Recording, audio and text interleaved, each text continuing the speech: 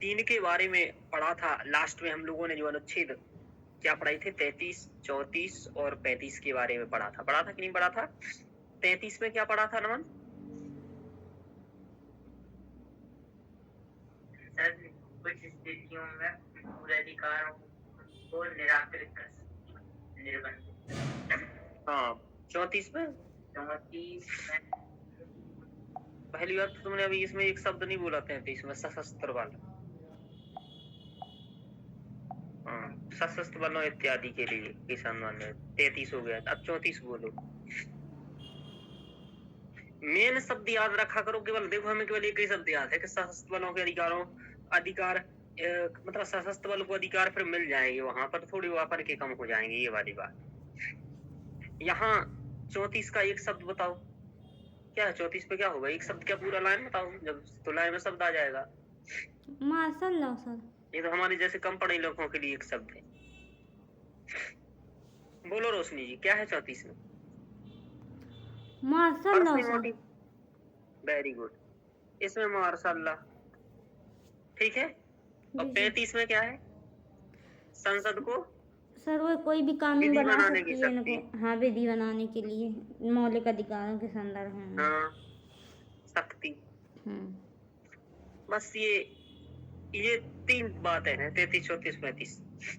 32 संवैधानिक उपचारों का अधिकार। 29, 28, 28, 30, 28, 29 बताओ क्या है? 28 धर्म वाला धर्म धार्मिक स्वतंत्रता। 29 शिक्षा संस्कृति और 30 वो शिक्षण संस्थान खोलने का प्रबंधन करने के लिए पंचायत एग्जैक्ट जो लाइन है वो याद कर लेना इनकी 29 और 30 की।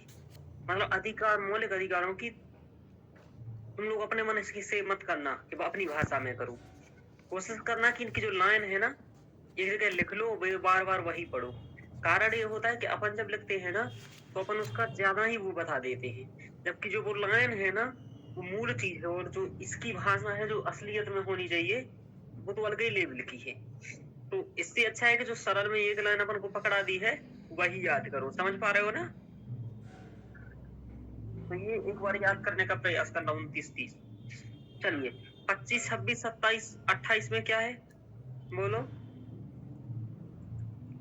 क्या है 25, 26, 27, 28 में? 28 में अब भूल गए? आज ही खत्म हो गए ये धार्मिक अधिकार। पर समय पता है कि यही 3 खत्म हो जाने हैं सबसे पहले, बाकी तो 18, 19, 20, 21 तक सबको याद है। हाँ 26 में तो धार्मिक मामलों से संबंधित है, मतलब धार्मिक मामलों को प्रबंधन करने की स्वतंत्रता है सर। देखो पहले में है क्या 25 में बताओ? 26 की जो है सर पहले में है 25 में है मानना, प्रचार और किसी धर्म को अपनाना, इसकी स्वतंत्रता है सर। धर्म को 3 शब्द है, मानना, प्रचार करना और आचरण करना, बस खत्म है। जी सर। ठीक है ना? मानना, मानने आचरण को करना, अंतःकरण से मानना लिखा हुआ है। जी सर। अंतःकरण से मानना, आचरण करना, प्रचार करना। 26 में लिखा है क्या बोलो? सर वो धार्मिक मामलों का प्रबंध करने की स्वतंत्रता। हाँ अब बस यही तुम लोगों को थोड़े से देखना है।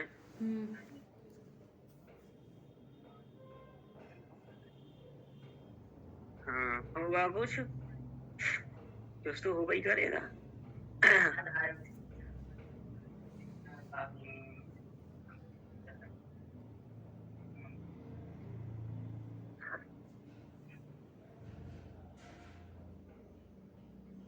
कितने बार पढ़े हैं? नहीं पढ़े ना, खत्म में है। बस यही तो दिक्कत है कि कल 1 घंटे डांटे तुम लोगों को, खत्म हो गया सब उधर ही। अंतःकरण की स्वतंत्रता देखो मैंने बता दिया, अंतःकरण अबाध रूप से मानना, आचरण करना, बस वो 3-4 शब्द याद है 25 के बारे में। आगे क्या है इसमें? देखो 26 में केवल प्रबंधन शब्द याद रखना है। क्या आगे पीछे जोड़ना? क्या प्रबंधन? धार्मिक कार्यों का प्रबंधन, बस हो गया। आगे क्या है? 27 में है कराधान से मुक्ति, और 28 में क्या है? धार्मिक शिक्षा। हाँ तो बस यही है तो स्वतंत्रता। बस 4-5 तो शब्द है, मुझे तो यही याद है क्रम से। देखो 25 में मानना, आचरण करना, प्रसार करना। ठीक है। प्रबंधन करना 26 हो गया। 27 में हो गया करों के संदाय में थोड़ी सी छूट मिल जाएगी, रियायत मिल जाएगी। इसके बाद हो गया 27 में वही शिक्षा की स्वतंत्रता, मतलब शिक्षा की स्वतंत्रता यानी कि धार्मिक शिक्षा की स्वतंत्रता। समझ में आ रहा है? यानी कि किसी धर्म के प्रचार के लिए नहीं, धार्मिक शिक्षा में भाग लेने की स्वतंत्रता। हाँ, वो धार्मिक शिक्षा की स्वतंत्रता, बस ये।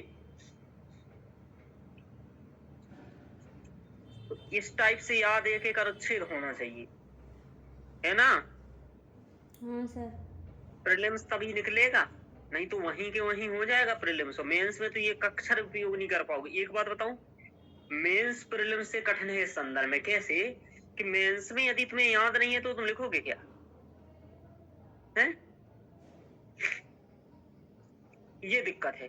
तो ये याद करना है सबसे पहले बहुत अच्छे से, है ना? तो आज भी वही स्थिति है जैसी कल थी तुम लोगों की, ठीक है ना? तो अभी हमें लग नहीं रहा है कि आचरण है निकलने लायक। चलो, ठीक है ना मन? चलो, हाँ।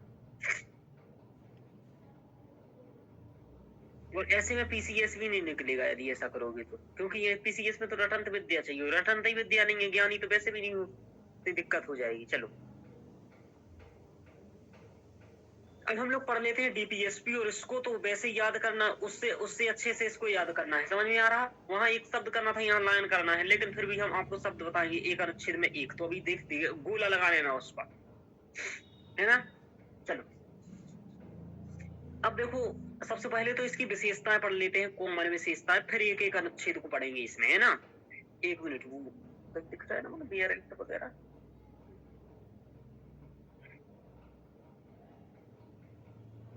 हाँ,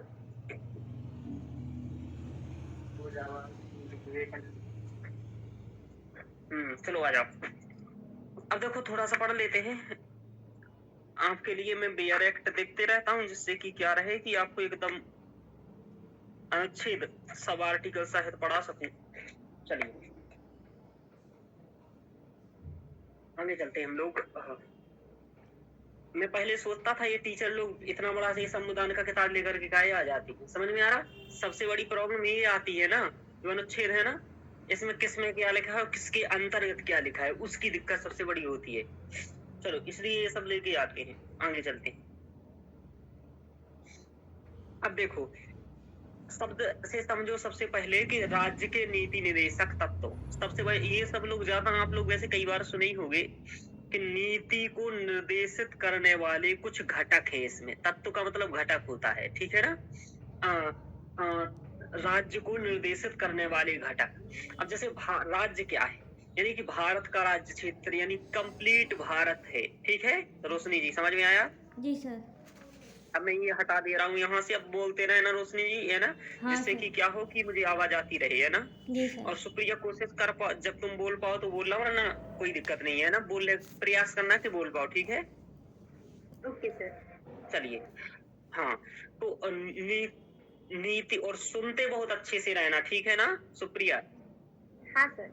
हाँ, मैं सामान्य टाइप के आपसे क्वेश्चन पूछते रहूंगा, इसलिए सुनते रहना और हाँ हाँ करते रहना, इससे तुम्हें जल्दी मतलब चीजें समझ में आती रहेंगी। यदि खुद पढ़ाई में इन्वॉल्व रहोगी तो थोड़ा ठीक रहता है। चलिए, तो राज्य के नीति निर्देशक तत्व। नीति को निर्धारित करने वाले, नीति का मतलब क्या हुआ?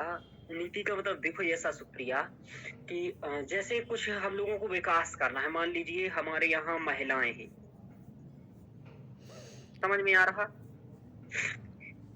महिलाओं के साथ मान लो एक बड़ी समस्या ये है, अभी भी कई जगह पर देखी जाती है कि जहां पुरुष को कार्य करने के लिए मिल रहा है 5 घंटे का कितना 200 रुपए, तो वहीं महिलाओं को मिल रहा है 5 घंटे का 150 रुपए। ऐसा देखा है आपने कभी? हाँ हमारे सर। यहाँ जब हम हाँ, हमारे यहाँ हम देखते थे पहले मजदूर बुलाते थे, है ना? मतलब आज से जब, अभी तो मुझे मालूम नहीं है ये बात, मतलब 8-10 साल पहले बुलाते थे, तब यही कहते थे सुप्रिया की यदि महिलाओं बोले, अभी यदि महिला आएगी तो तुम्हें 150 रुपया देंगे और यदि पुरुष आएगा तो 200 देंगे। तर्क क्या होता था, ऐसा क्यों? हमने क्वेश्चन भी करते थे, चूंकि ये समझ में आती कि इनको कम क्यों मिल रहा, तो वो कहते थे ये कम काम कर पाएंगे, ये मेहनत कम कर पाएंगी, समझ पा रहे हो, और वो ज्यादा कर पाएंगे, ऐसा कुछ कहते थे। लेकिन ऐसा मुश्किल ही है कि होता हो, हमें तो लगता है महिलाएं ही ज्यादा कर जाती हैं काम। लेकिन कुछ काम ऐसे जरूर होते हैं जिसमें पुरुष थोड़ा ठीक कर पाते हैं, लेकिन ऐसा नहीं है कि महिलाएं नहीं कर पाएंगी काम, ठीक है। अब हाँ इतना सर। भयंकर काम होंगे तो पुरुष ही कर पाएंगे, कि अब तुम कह रहे हो ऊपर ले जाना है कुछ बहुत ज्यादा वजनी चीज, तो ठीक है। कुल मिलाकर के ऐसा कि असमानता है, ये गलत है। समझ पा रहे हो, नीति में सभी को यदि 5 घंटे दे रहे हैं, वो अपने शारीरिक बल के अनुसार यदि कार्य कर रहा है तो बराबर होनी चाहिए। अब इसके संदर्भ में क्या करता है, भारत सरकार एक कानून बनाती है कि अब कोई ऐसा देगा, पहली बात तो सभी के लिए समान वेतन। वेतन, ठीक है, ये वाला मान लीजिए बना दिया। अब इसको लागू करने के लिए एक चीज और बना दिया कि जो यदि ऐसा करने में दिक्कत करता है उसके लिए क्या कर दिया, बताओ क्या करना पड़ेगा नॉन? नहीं, उसके लिए करना पड़ेगा एक विवाद निवारण तंत्र। समझ पा रहे हो, अल्टरनेटिव डिस्प्यूट रेजोल्यूशन, है ना, यही है। तो कुछ हालांकि वो मैंने अलग बता दिया, एडीआर का बता दिया, लेकिन विवाद निवारण तंत्र उसका भी कुछ कुछ ऐसा ही काम है, ठीक है। तो विवाद निवारण करना है, कुल मिलाकर के एक तंत्र बनाना पड़ेगा कि भाई कॉल कर दिया, भैया ये मुझे कम दे रहा है ना, कुछ देखो। तो ये वाली बात है कि राज्य क्या नीति बनाया, सभी के लिए समान वेतन अच्छा हो, तो विवाद सर निवारण इसका तंत्र हो। शिकायत निवारण तंत्र है? जैसे गवर्नमेंट जॉबों में तो लगभग समान ही वेतन मिलता है, लेकिन प्राइवेट सेक्टर में जाएं तो वहाँ पे नहीं मिलता है, असमान हाँ, वेतन रहता है। तो यानी कि वो इसके लिए शिकायत कर सकते हैं, किसके लिए? ये समान वेतन नहीं मिल रहा है प्राइवेट सेक्टर में तो। देखो क्या होता है ना, जैसे कोई एकदम ही प्राइवेट व्यक्ति है, समझ पा रहे हो। हाँ अब जैसे नमन तुम्हें मजदूरी के लिए बुला रहा है, हाँ अब तुम नमन के विरुद्ध क्या ही कर लोगे, कारण ये है कि नमन जैसे ही तुम शिकायत करोगे, नमन कह देगा कि हम तो इनको बुलाए ही नहीं है। और अगर सर मतलब बड़ी कंपनी है, प्राइवेट अब है, जैसे तो क्योंकि तुम दोनों के बीच कॉन्ट्रैक्ट नहीं है ना, जैसे सामान्यतः गांव वाले जो होते हैं, ठीक है ना, जैसे हाँ गांव वाले जो होते हैं, मान लीजिए एक गांव वाला हुआ ए और अन्य गांव के हैं, तो बी वालों को जो काम पर बुला रहा है वो कॉन्ट्रैक्ट पर तो बुला नहीं रहा है। वो तो कह रहा है भैया फ्री हो तो आ जाना, काम कर लेना, इतना पैसा देंगे। अब तो उसकी मौखिक बात हो गया ये, ठीक है। तो हाँ उसके विरुद्ध तो तुम नहीं कर पाओगे ये चीज, समझ पा रहे हो। हाँ सर। लेकिन उनके विरुद्ध जरूर कर पाओगे, जैसे कोई अर्ध सरकारी या सरकारी चीज, समझ पा रहे हो। जी वहां यदि कोई ऐसा प्रॉब्लम हो रहा है, ठीक है, कॉन्ट्रैक्ट बेस पर उसी कार्य के लिए तुम महिलाओं को कम उसने पैसा दे रखा है और पुरुषों को ज्यादा दे रखा है, तब तुम इसके लिए शिकायत कर सकते हो। और देखो कॉमन शिकायत करने के लिए एक सीएम हेल्पलाइन होती है हर राज्य में, समझ में आ रहा। हाँ सर। ये जनरल शिकायत निवारण तंत्र है, और मैं कहता हूँ इससे अच्छा कोई हो नहीं सकता, यदि सीएम बहुत बढ़िया हो तो, समझ पा रहे हो। मतलब 50 हेल्पलाइन तंत्र की जरूरत भी नहीं होनी चाहिए। यूपीएससी ने क्वेश्चन पूछा कि योजनाओं का अत्यधिक होना वस्तुतः योजनाओं के उद्देश्य को ही विफल कर देता है, समझ पा रहे हो जी भाई। अपन लोगों को 15-20 योजना याद है मुश्किल से, समझ पा रहे हो। हाँ यदि देखो एक बार खोल करके रजिस्टर पर कॉपी लिख करके देखो, 25 योजनाओं से 30-26 भी याद नहीं आएगी लिखने में, आगे 25 आ जाए वो बहुत बड़ी बात है कि आपकी तैयारी ठीक ठाक है, ठीक है। 25 योजनाएं नहीं आएंगी लिखते 30। अब ये सोचो चल रही है 545 योजनाएं, कहने को कह रहा हूँ इतनी सारी योजनाएं हैं, तो व्यक्ति को मालूम कैसे होगा। हम आईएएस पढ़ने वालों को मालूम नहीं है तो कहाँ से होगा, ठीक है ना। तो दिक्कत है कि योजनाएं भार बन जाती है, इसलिए एक ही तंत्र होना चाहिए। फिर वो तंत्र अपने आप में भाई वो कॉल क्या कर दे, यदि उसे लगता है कि हमारे मामले वाली कॉल नहीं है तो वो ट्रांसफर कर दे, समझ पा रहे हो। या फिर ऐसा भी हो सकता है एक सामान्य एक कॉल लगाई अपन, सीएम हेल्पलाइन को कॉल लगा, उससे अपन ने बताया, जैसे एम्स का सिस्टम देखा तुम लोगों ने, एम्स में तुम जाओ तो वहां उनसे जब पर्चा बनाते हैं तब वो पूछते हैं क्या बीमारी है, हाँ सर। और आपने या नहीं पूछते हैं तो आप ही बता दो मुझे ये बीमारी है, तो वो उसी विभाग का आपका पर्चा बनाएंगे जिस विभाग की आपको बीमारी है, समझ में आ रहा। हाँ सर। तो आप उस विभाग में चले जाएंगे। सेम वैसे सीएम हेल्पलाइन में कर सकते हो, हालांकि यही होता है आजकल, समझ पा रहे हो। जी वो कॉल ट्रांसफर कर देते हैं ऐसे वैसे, लेकिन यहाँ तो मैंने अधिकतर ये देखा कि वो खुद ही लिख लेते हैं सब कुछ, समझ पा रहे हो? जी सर। सिंगल हेल्पलाइन में आप कहोगे ना तो वो खुद ही लिख लेगा, ट्रांसफर करने की जरूरत नहीं है। लेकिन जब आप किसी इसको बात करते हो ना, मोबाइल की कोई समस्या हुआ, किसी इस चीज की समस्या हुआ, तब ये लोग जरूर कॉल ट्रांसफर करते हैं। नहीं करते थे पहले, सिम वगैरह के लिए अपन करते थे कि आपकी 2 मिनट में इसको कॉल ट्रांसफर की जा रही है, आप कृपया वेट करें, बोलती रहती थी वो बालिका। विजन वाले भी, हाँ विजन वाले मतलब कई कोचिंगों वाले भी ये करते हैं। तो ये सब यही होता है, तो उससे क्या हो जाता है, बेहतर वर्गीकरण हो जाता है, तो ये अच्छा है, यानी कि शिकायत निवारण की। अब ये पॉलिसी मैंने एक बताया, मैंने एक उदाहरण दे करके समझाने का प्रयास किया कि राज्य के नीति बनाने के लिए निर्देशक तत्व है ना, कि राज्य को क्या करना है, समस्याओं के समाधान के लिए क्या मुख्य उद्देश्य होने चाहिए। यानी कि कोई भी गवर्नमेंट के या किसी भी राज्य के एक जो ये नीति निर्देशक तत्वों में दिए हैं ना, ये वो नीतियां दी हैं, ऐसे नीतियां दी हैं जिनको बनाना शासन व्यवस्था के लिए सर्व प्रमुख है। क्या है? प्रमुख है। हाँ, यानी कि इसके अलावा यदि विकास के और भी अपन को चीजें अपनाना है, वो ठीक है, अपनाओ, कोई दिक्कत नहीं है। लेकिन इस उद्देश्य से ये शामिल किए गए थे हमारे संविधान में कि जो भी सरकार या गवर्नमेंट बनी, जैसे बीजेपी गवर्नमेंट बन रही या और दूसरी कांग्रेस बन रही है या आप बन रही है, जो भी बने, तो उन्हें ध्यान क्या रखना है, इनको ध्यान में रख करके ही नीतियां बनानी है कि सबसे पहले इनकी पूर्ति हो। समझ में आ रहा? अब देखो, शुरुआत में आपको इसके बारे में तो ये इनके लिए मूल था। अब मैं एक बात और आपको यहाँ बता रहा हूँ, क्या हुआ, इसका भी एक वर्गीकरण रहा। जब शुरुआती सरकारें रही, यहाँ तक कि मतलब देखो आप, अधिकतर आप देखोगे ना, तो ये शुरुआती 1990 तक का माहौल, अधिकतर 19 इंदिरा गांधी तक का माहौल देखोगे, तो उन गवर्नमेंटों ने प्रयास अधिकतर किया कि इन चीजों को प्राप्त किया जा सके। समझ में आ रहा? यानी कि इन गवर्नमेंटों ने ज्यादा ध्यान दिया नीति निर्देशक तत्व पर। जब अपन देखते हैं इनके कार्यों को, पंचवर्षीय योजनाओं को आप पढ़ेंगे, तो आपको लगेगा कि नीति निर्देशक तत्व के पास ही ज्यादा है। लेकिन 1990-91 के बाद से अभी तक हम देखें तो नीति निर्देशक तत्वों को वरीयता तो धीरे धीरे मिल रही है, ऐसी बात नहीं है, पर कम मिल रही है। समझ पा रहे हो? जी सर। जैसे उदाहरण स्वरूप पंचायती राज्य कब आया? सर ये 1993 ठीक है, उसी समय के आसपास आया। जी सर। उसके बाद और भी आप देखेंगे इसमें, जैसे आपने नालसा पढ़ा था, कब का था बोलो? हाँ, 95 का था। उससे पहले वो कानून आ गया था, है ना? तो 87 में शायद, हाँ, तो कानून आ गया था नालसा का। तो कुल मिलाकर के क्या देख रहे हो कि उस मतलब 2000 के पहले ही ये सब कुछ हो चुका है, इस टाइप के काम। ठीक है, जी सर। ये सब काम इस टाइप से अधिकतर कार्य करने का प्रयास किया है, तो इस टाइप से ये रहा है। लेकिन आज भी सरकारें इसको ध्यान में रखती हैं, ऐसा भी नहीं।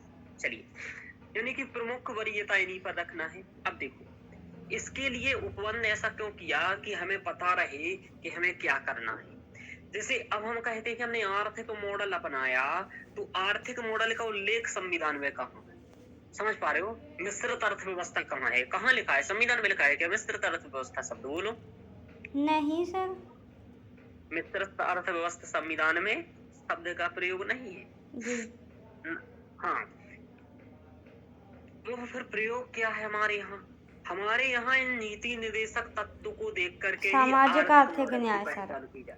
हाँ हाँ, इसी को देख करके क्या किया जाता है, ये अनुमान लगा लिया जाता है कि हमारा मिश्रित मॉडल है और कल्याणकारी राज्य है। ये कौन बताता है कल्याणकारी राज्य है? हम, ये डीपीएसपी ही बताती है कि हम कल्याणकारी राज्य हैं और हम मिश्रित वाले हैं कि सबको बढ़ावा देंगे और हम कल्याण करेंगे, ये हमें बताते हैं। यानी कि ये गाइडेंस देते हैं सरकार को कार्य करने में, नीतियों की निर्धारण करने में। ध्यान रखो। आगे चलते,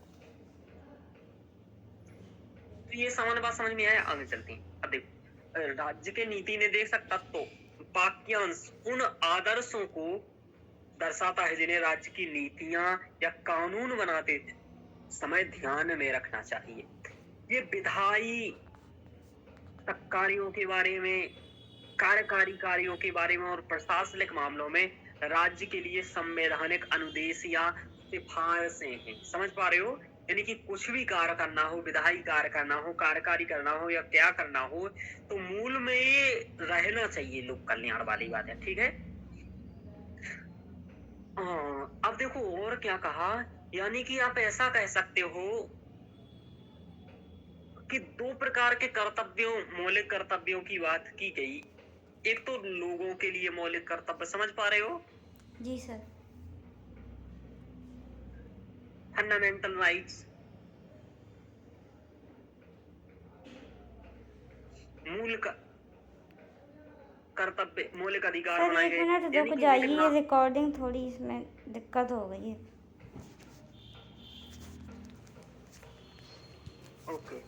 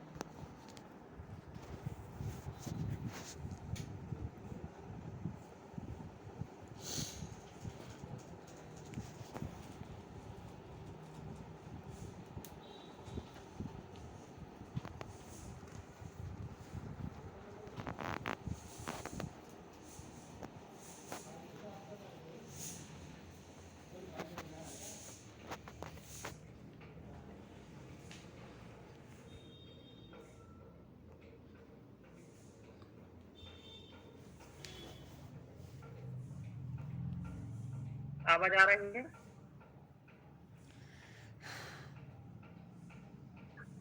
आवाज आ रही है? जी आ रही रोशनी है। जी। जी सर। अब ठीक है रोशनी जी रिकॉर्डिंग? हाँ सर। चलिए। हाँ, और आप मतलब रिकॉर्डिंग में ऐसा क्या करते हैं, मतलब चूंकि क्या है कि बेर बेर यदि हाथ से उसको परेशान करोगे ना मीट को, तो यही होगा। आप उसको जूम वगैरह करने में प्रयास करते होगे, जो है उसको वैसे ही बने रहने दो। ठीक है? तो प्रॉब्लम नहीं करेगा ज्यादा वो।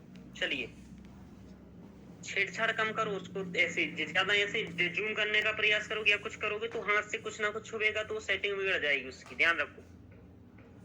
चलिए आगे चलते हैं। हम अपने यहीं से जूम कर लेंगे जब जो कुछ भी पढ़ाएंगे। ठीक है? अब दिख रहा है ना स्पष्ट? जी। रिकॉर्डिंग में आ रहा है ना? जी सर। चलिए, तो देखो, राज्य के नीति निर्देशक तत्व वाक्यांशों को ये मैंने बताया आपको कि ये है भीमराव अंबेडकर। अब डॉक्टर भीमराव अंबेडकर ने राज्य के नीति निर्देशक तत्व को भारतीय संविधान की एक अनोखी विशेषता कहा। मैं बात ये बता रहा था कि एक तो देखिए राज्य के लिए मौलिक कर्तव्य है और एक लोगों के लिए मौलिक कर्तव्य है। ठीक है? मौलिक कर्तव्य, लोगों के मौलिक कर्तव्य आपको मिलेंगे अनुच्छेद 51 का में। तो वहीं राज्य के लिए मौलिक कर्तव्य है डीपीएसपी। मौलिक कर्तव्य का ये कि ये कार्य तुम्हारे लिए कानूनी तौर पर ऐसा नहीं है कि तुम करो ही, अनिवार्य नहीं है, लेकिन तुम्हारा सामान्य कर्तव्य है कि तुम्हें ऐसा करना चाहिए। और ऐसे लोगों को अब ये जबरदस्ती तो नहीं कहा जा सकता है कि तुम देश के राष्ट्र का सम्मान करो, हालांकि गलत काम तुम वैसे भी नहीं कर पाओगे। जैसे कि राष्ट्रीय झंडे का यदि तुम सम्मान करते हो तो अच्छी बात है, यदि लेकिन अपमान करते हो, समझ में आ रहे हो, तो दूसरे कानून है जिनके तहत तुम्हें क्या दिया जाएगा, दंड दिया जाएगा, ये भी ध्यान रखो। तो ऐसा है कि ये सामान्यतः हमारा कर्तव्य है कि राष्ट्रगान को हम लोग मतलब जो भी हमारे मौलिक कर्तव्य हैं या राष्ट्रीय आंदोलन में करने वाले जो भी हमारे जैसे महात्मा गांधी, जवाहरलाल नेहरू इत्यादि ये लोग हैं, इनके प्रति सम्मान रखना, राष्ट्रगान के प्रति सम्मान रखना, देश की एकता अखंडता को बनाए रखना, भ्रातृत्व की भावना रखना, ये सभी जो हमारे मौलिक कर्तव्य हैं इनको हमें स्वयं करना है, ये हमारा कर्तव्य है। ऐसे ही राज्य का कर्तव्य है कि उसे लोक कल्याण करने के लिए या राज्य के विकास में इन नीतियों को मूलतः ध्यान में रखना है, ध्यान रखो। तो ये एक अनोखी विशेषता बताया है इन्होंने। इसमें मूल अधिकारों के साथ साथ संविधान का दर्शन भी समाहित है। संविधान का दर्शन ये कि हम क्या चाहते हैं वस्तुतः वो इसमें समाहित है। यह संविधान की आत्मा है, कई लोगों ने इसको संविधान की आत्मा भी है ये। अब देखो ये लिए कहाँ से गए हैं, नीति निर्देशक तत्व, तो ये बहुत इंपॉर्टेंट है। कई बार आपसे पूछेंगे। देखिए ये आयरलैंड के संविधान से लिया गया, जिसने इसे स्पेन के संविधान से लिया था, यानी कि स्पेन से लिया आयरलैंड ने और आयरलैंड से लिया हमने, है ना, तो ध्यान रखो ये। तो ये यानी कि नीति निर्देशक तत्व कहाँ से आई, आपसे बार बार पूछा जाएगा, ध्यान रखना। अब देखो स्रोत क्या है, आयरलैंड। देखो भारत शासन अधिनियम 1935 में उल्लेखित इंस्ट्रूमेंट ऑफ इंस्ट्रक्शन से मिलता जुलता है, यानी कि आपसे पूछेगा कि ये किस अधिनियम से ग्रहित किया गया और किसके जैसा लगता है, ये कई बार क्वेश्चन बनता है कई स्टेट पीसीएस में। तो इंस्ट्रूमेंट ऑफ इंस्ट्रक्शन, तो इससे ये मिलता जुलता है, यानी कि उसमें भी इसी टाइप की चीजें थी। समझ में आ रहा रोशनी जी? सर ये कैसा क्या था, समझ में नहीं आया। कुल मिलाकर के ये जैसे आज नीति निर्देशक तत्व है, इसी प्रकार का भारत शासन अधिनियम में था कि राज्य को इन क्षेत्रों में विकास के लिए प्रयास करना है, और वो क्षेत्र इत्यादि सब चीजें लिखी हुई थी, समझ पा रहे हो, उसी को इसी में लिखा हुआ था, इंस्ट्रूमेंट ऑफ इंस्ट्रक्शन, ठीक है। Okay sir. हाँ, तो ये चीज लिखी हुई थी, तो उसी के अनुसार तो ये है, बस ये थोड़ा सा अच्छे से बनाए गए हैं और थोड़ा डिजाइन वगैरह दिया गया है, रखा गया है, समझ पा रहे हो। हाँ सर। हाँ जी, तो ये हुआ राज्य के नीति निर्देशक तत्व। भारतीय राजनीति का लक्ष्य यानी कि राजनीतिक लोकतंत्र से अलग सामाजिक और आर्थिक लोकतंत्र के रूप में निर्धारित करते हैं। यानी कि नीति निर्देशक तत्वों के दो मूल उद्देश्य हैं, एक तो सामाजिक लोकतंत्र और दूसरा आर्थिक लोकतंत्र। यानी कि राजनीतिक लोकतंत्र किसका है फिर, मौलिक अधिकारों का सर। हाँ, फंडामेंटल राइट क्या करेंगे, राजनीतिक लोकतंत्र। ये क्वेश्चन 2-3 बार आ चुका है यूपीएससी में, सुप्रिया, तो ध्यान रखना कि फंडामेंटल राइट क्या करते हैं, राजनीतिक लोकतंत्र की स्थापना में और सामाजिक और आर्थिक लोकतंत्र की स्थापना में डीपीएससी की महत्वपूर्ण भूमिका होती है। इस टाइप से यूपीएससी पूछ चुका है क्वेश्चन, में अभी कराऊंगा आपको कुछ दिन में, तो ध्यान रखिएगा। आगे चलते हैं। जो ग्रेनविल ऑस्टिन है वो राज्य के नीति निर्देशक तत्वों और मूल अधिकार को संविधान की आत्मा कहा है उन्होंने, यानी कि ये संविधान की मूल आत्मा है। यानी कि एक तो लोगों को प्रदान किए गए हैं अधिकार उनके विकास के लिए, दूसरा नीति निर्देशक तत्व उन लोगों के विकास के लिए नीतियों के निर्धारण से है, समझ पा रहे हो। यानी कि वस्तुतः ये फंडामेंटल राइट और नीति निर्देशक तत्व ही असलियत में एक मनुष्य का क्या कैसा भविष्य होगा उसको डिसाइड करेंगे। चलिए, इसलिए ये आत्मा है। अनुच्छेद, अब देखो इसके बारे में देखो, ये अनुच्छेद बाकी और इसमें लिखा हुआ है, कई सारे केस वगैरह के बारे में देखो, ये लिखा हुआ है अनुच्छेद 37, ये सिद्धांत देश के शासन के मूल आधार है और कानून बनाने में इन तत्वों को लागू करना राज्य का कर्तव्य होगा। अभी मैं एक अनुच्छेद आपको अलग से ही पढ़ाऊंगा, तो इसमें चिंता मत करो। राज्य के निर्देशक तत्व, राज्य के नीति निर्देशक तत्व, अनुच्छेद खागा, इसलिए कोई भी दिक्कत नहीं है। खागा को प्रभावी करने वाले कानून यदि 14 और 19 का उल्लंघन होता है तो असंवैधानिक या शून्य घोषित नहीं किया जाएगा। ये वाला तभी जोड़ दिया गया था जब मैंने आपको बताया था 31 अनुच्छेद में 31 खायागा ऐसा कुछ पढ़ाया था, समझ में आ रहा। तो 31 का सब पार्टी जोड़ करके उसमें ये प्रावधान कर दिया गया था इंदिरा गांधी जी के द्वारा कि हम डीपीएसपी को लागू यदि करते हैं और यदि 14 और 19 का उल्लंघन होता है, क्योंकि 14 का तो उल्लंघन होगा ही, समझ पा रहे हो, क्योंकि कुछ विशेष लोगों के लिए कुछ करना पड़ेगा। तो कोई राज्य इसमें ये नहीं कहेगा ये क्या कर रहे हो, है ना भैया, हमारे साथ तो भेदभाव हो रहा है ना, ऐसा कुछ नहीं कहना है। अब देखो, मिनर्वा मिल्स केस में मूल अधिकार और राज्य के नीति निर्देशक तत्वों के बीच सामंजस्य और संतुलन संविधान की मूल संरचना की अनिवार्य विशेषता है, ऐसा कहा गया था। क्योंकि बात ये चल रही थी, केस पहले से चल रहा था कि क्या डीपीएसपी को लागू करने में क्या मौलिक अधिकारों में कमी की जा सकती है या मौलिक अधिकारों से कॉम्प्रोमाइज किया जा सकता है क्या, ठीक है जी। ये सबसे बड़ा प्रश्न था इंदिरा गांधी जी के लिए, समझ पा रहे हो। इंदिरा गांधी जी के लिए क्या, ये हमेशा ही के लिए था शुरुआत से, ठीक है।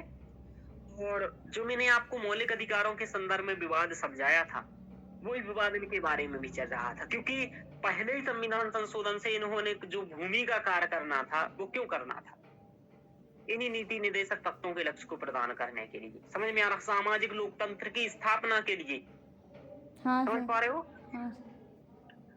हाँ तो दिक्कत वहीं से आ गई थी, प्रथम संविधान संशोधन से, शंकरी प्रसादवाद की जो बात की थी हम लोगों ने जी। कि डीपीएसपी को क्या मौलिक अधिकारों को कम किया जा सकता है, तो इन्हीं को लागू करने के लिए तो उनको कम करने की बात चल रही थी, समझ पा रहे हो।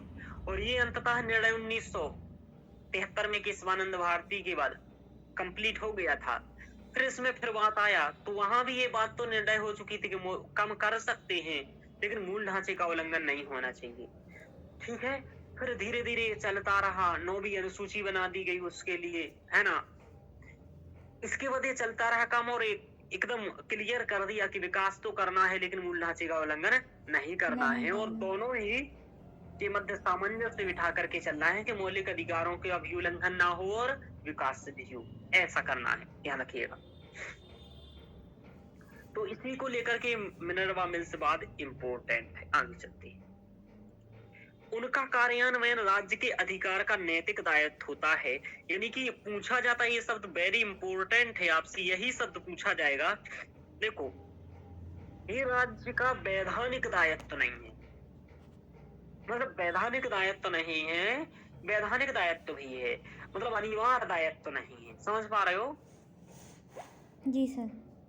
हाँ सर उसका कर्तव्य है, जैसे हमारे कर्तव्य मौलिक कर्तव्य दिए हाँ, गए हैं, वैधानिक पर है ही। देखो, वैधानिक करने में कोई दिक्कत इसलिए नहीं है, मैं हाँ आपको सर। बताऊं, क्योंकि ये विधि के तहत बन रहे थे, समझ पा रहे हो। हाँ सर। और इसको करते हो तो ये वैधानिक कार्य कर रहे हो, तो वैधानिक दायित्व है, नैतिक दायित्व भी है। हाँ पर सर। इसको आपको जो पेपर में पूछा जाएगा वो नैतिक दायित्व के उससे पूछा जाएगा शब्द, जी। ठीक है। लेकिन जो अनिवार्य संवैधानिक दायित्व है वो मौलिक अधिकार है, समझ पा रहे हो। हाँ वो तो सर। करना ही पड़ेगा, यानी कि जैसे किसी के प्राण और अप्राण की या अभिव्यक्ति की स्वतंत्रता है ना, या प्राण या दैहिक स्वतंत्रता अनुच्छेद 21 की बात है, या अभिव्यक्ति की स्वतंत्रता अनुच्छेद 19 की बात है, तो यदि इनकी बात है तब तो आपको अनिवार्यता इनकी रक्षा करनी पड़ेगी, समझ पा रहे हो। जी। ध्यान रखो। तो लेकिन इनके पीछे असली शक्ति राजनीतिक है, अर्थात जनता का मत है, यानी कि नैतिक दायित्व मूल उद्देश्य यहाँ है कि हम डीपीएसपी को पूर्ण करें, और हमारा भी मूल कर्तव्यों के प्रति नैतिक दायित्व ही है। चलिए, सामाजिक आर्थिक लोकतंत्र जो प्रकृति में सकारात्मक है, क्या है, प्रकृति में सकारात्मक है, मूल अधिकार के विपरीत जो प्रकृति में नकारात्मक है, ठीक है, को प्रतिष्ठापित करता है। देखो, जो सामाजिक आर्थिक लोकतंत्र है को ये प्रतिष्ठापित करते हैं, यानी कि ये स्थापित करते हैं कौन, नीति निर्देशक तत्व। पहली बात ये बता रहा है ये प्रकृति में सकारात्मक है। सकारात्मक इसलिए है क्योंकि कुछ लोगों के साथ सामाजिक आर्थिक न्याय नहीं हुआ है तो उनको आर्थिक न्याय प्रदान करने के लिए है। जैसे आर्थिक लोकतंत्र का यदि कभी अनुच्छेद उदाहरण देना भी है तो 46 अनुच्छेद से अच्छा कुछ नहीं होगा, ठीक है। 46 बार अनुच्छेद आप दीजिए। सामाजिक लोकतंत्र का यदि उदाहरण देना है तो 39 अनुच्छेद से अच्छा कुछ नहीं हो सकता है। ठीक है, तो ये 2 अनुच्छेद वेरी इंपॉर्टेंट हैं। देखो मैं आप लोगों को एकदम मेंस के लिए अनुच्छेद बताता हूँ कि मेंस के लिए उदाहरण में देना है तो यही अनुच्छेद आप लोग करो, ठीक है ना। जी सर। आगे चलते हैं। और जो आपका EWS है वो 46 अनुच्छेद के तहत ही है, मतलब DPSP की यदि बात करें तो 46 के ही अंतर्गत होगा। अभी बताऊंगा आपको, ध्यान रखिएगा। ये नागरिकों के मूल कर्तव्यों के, मूल अधिकारों के पूरक हैं। मूल अधिकारों के पूरक हैं। देखो, सभी को न्याय तक पहुंच का अधिकार किस अनुच्छेद में? अनुच्छेद 21 के तहत है। ठीक है, कि न्याय तक हमारी पहुंच हो। ये आप लोगों ने पढ़ा था? नहीं पढ़ा होगा, पढ़ा होगा लेकिन ध्यान नहीं है। तो न्याय तक पहुंच का अधिकार हमारा अनुच्छेद 21 के तहत है। ठीक है, समझ में आ रहा? लेकिन निःशुल्क कानूनी विधिक सहायता मिल पाएगी तब तो हम न्याय तक पहुंच पाएंगे। समझ पा रहे हो ना?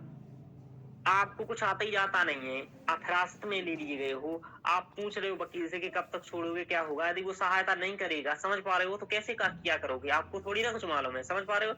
इतना पैसे ही नहीं है अपने पास, तो है क्या नहीं है। क्या अपन खरीद पाएंगे? ठीक है नहीं सर। खरीद पाएंगे। स्टूडेंट वगैरह होते हुए तो आप लोग कभी फंस गए तो जीवन में नहीं खरीद पाओगे। समझ में आ रहा है? क्योंकि पढ़ने तो घर वाले दे नहीं रहे, खाने तो दे नहीं रहे हैं, इसको कहाँ से देंगे? तो ये पूरक है। उनका उद्देश्य सामाजिक और आर्थिक अधिकार प्रदान करके भाग 3 की रिक्तता को भरना है, यानी कि सामाजिक और आर्थिक प्रदान करके भाग 3 की रिक्तता को भरना। क्यों भाग 3 की रिक्तता कहा? क्योंकि भाग 3 आर्थिक लोकतंत्र के आर्थिक अधिकार प्रदान नहीं करते हैं, सामाजिक प्रदान नहीं करते। ऐसा नहीं है कि देखो सामाजिक नहीं करते हैं, कुछ कुछ सामाजिक करते हैं, लेकिन वो सामाजिक अधिकार प्रदान नहीं करते, वो सामाजिक भेदभाव को रोकते हैं। जैसे अस्पृश्यता, लेकिन छुआछूत हो रहा है तो उसको रोकते हैं। समझ में आ रहा? शोषण हो रहा है तो उसको रोकते हैं। तो जो आर्थिक या कुछ मिले भी है मौलिक अधिकार, वो आपको इसलिए मिले हैं कि आपके साथ उन अधिकारों के कारण भेदभाव ना हो सके। समझ पा रहे हो? हाँ सर। आगे चलते हैं। यहाँ लिखा हुआ है कि सर BN राव जो संवैधानिक सलाहकार थे ने सिफारिश कि किसी व्यक्ति के अधिकारों को 2 श्रेणियों में विभाजित किया जाना चाहिए। एक तो ऐसे होना चाहिए कि जो न्यायालय में विचार योग्य हो, और दूसरा गैर विचार योग्य हो। जिसे प्रारूप समिति के अध्यक्ष जो अंबेडकर जी थे, उन्होंने इस बात को स्वीकार लिया। समझ में आ रहा? यानी कि 2 प्रकार के कर्तव्य बनाए जाए, 2 प्रकार के अधिकारों की बात कही, एक तो DPSP की और एक मूल अधिकार की। देखो, मूल अधिकार के उल्लंघन पर आप supreme court, high court, district court कहीं भी जाओ। समझ में आ रहा? हाँ सर। लेकिन DPSP का यदि उल्लंघन हो रहा है तो आप कहीं नहीं जाओगे, या DPSP की प्राप्ति नहीं हो रही है तो आप कहीं नहीं जाओगे। ये वाली बात है। तो इसके लिए शब्द प्रयोग यह होता है कि फंडामेंटल राइट वाद योग्य है। समझ में आ रहा? जी सर। वाद योग्य का मतलब होता है केस करने लायक है, लेकिन DPSP वाद योग्य नहीं है। आप ऐसे रखो, वाद योग्य नहीं है, यानी कि अवाद योग्य है। ठीक है, नहीं है।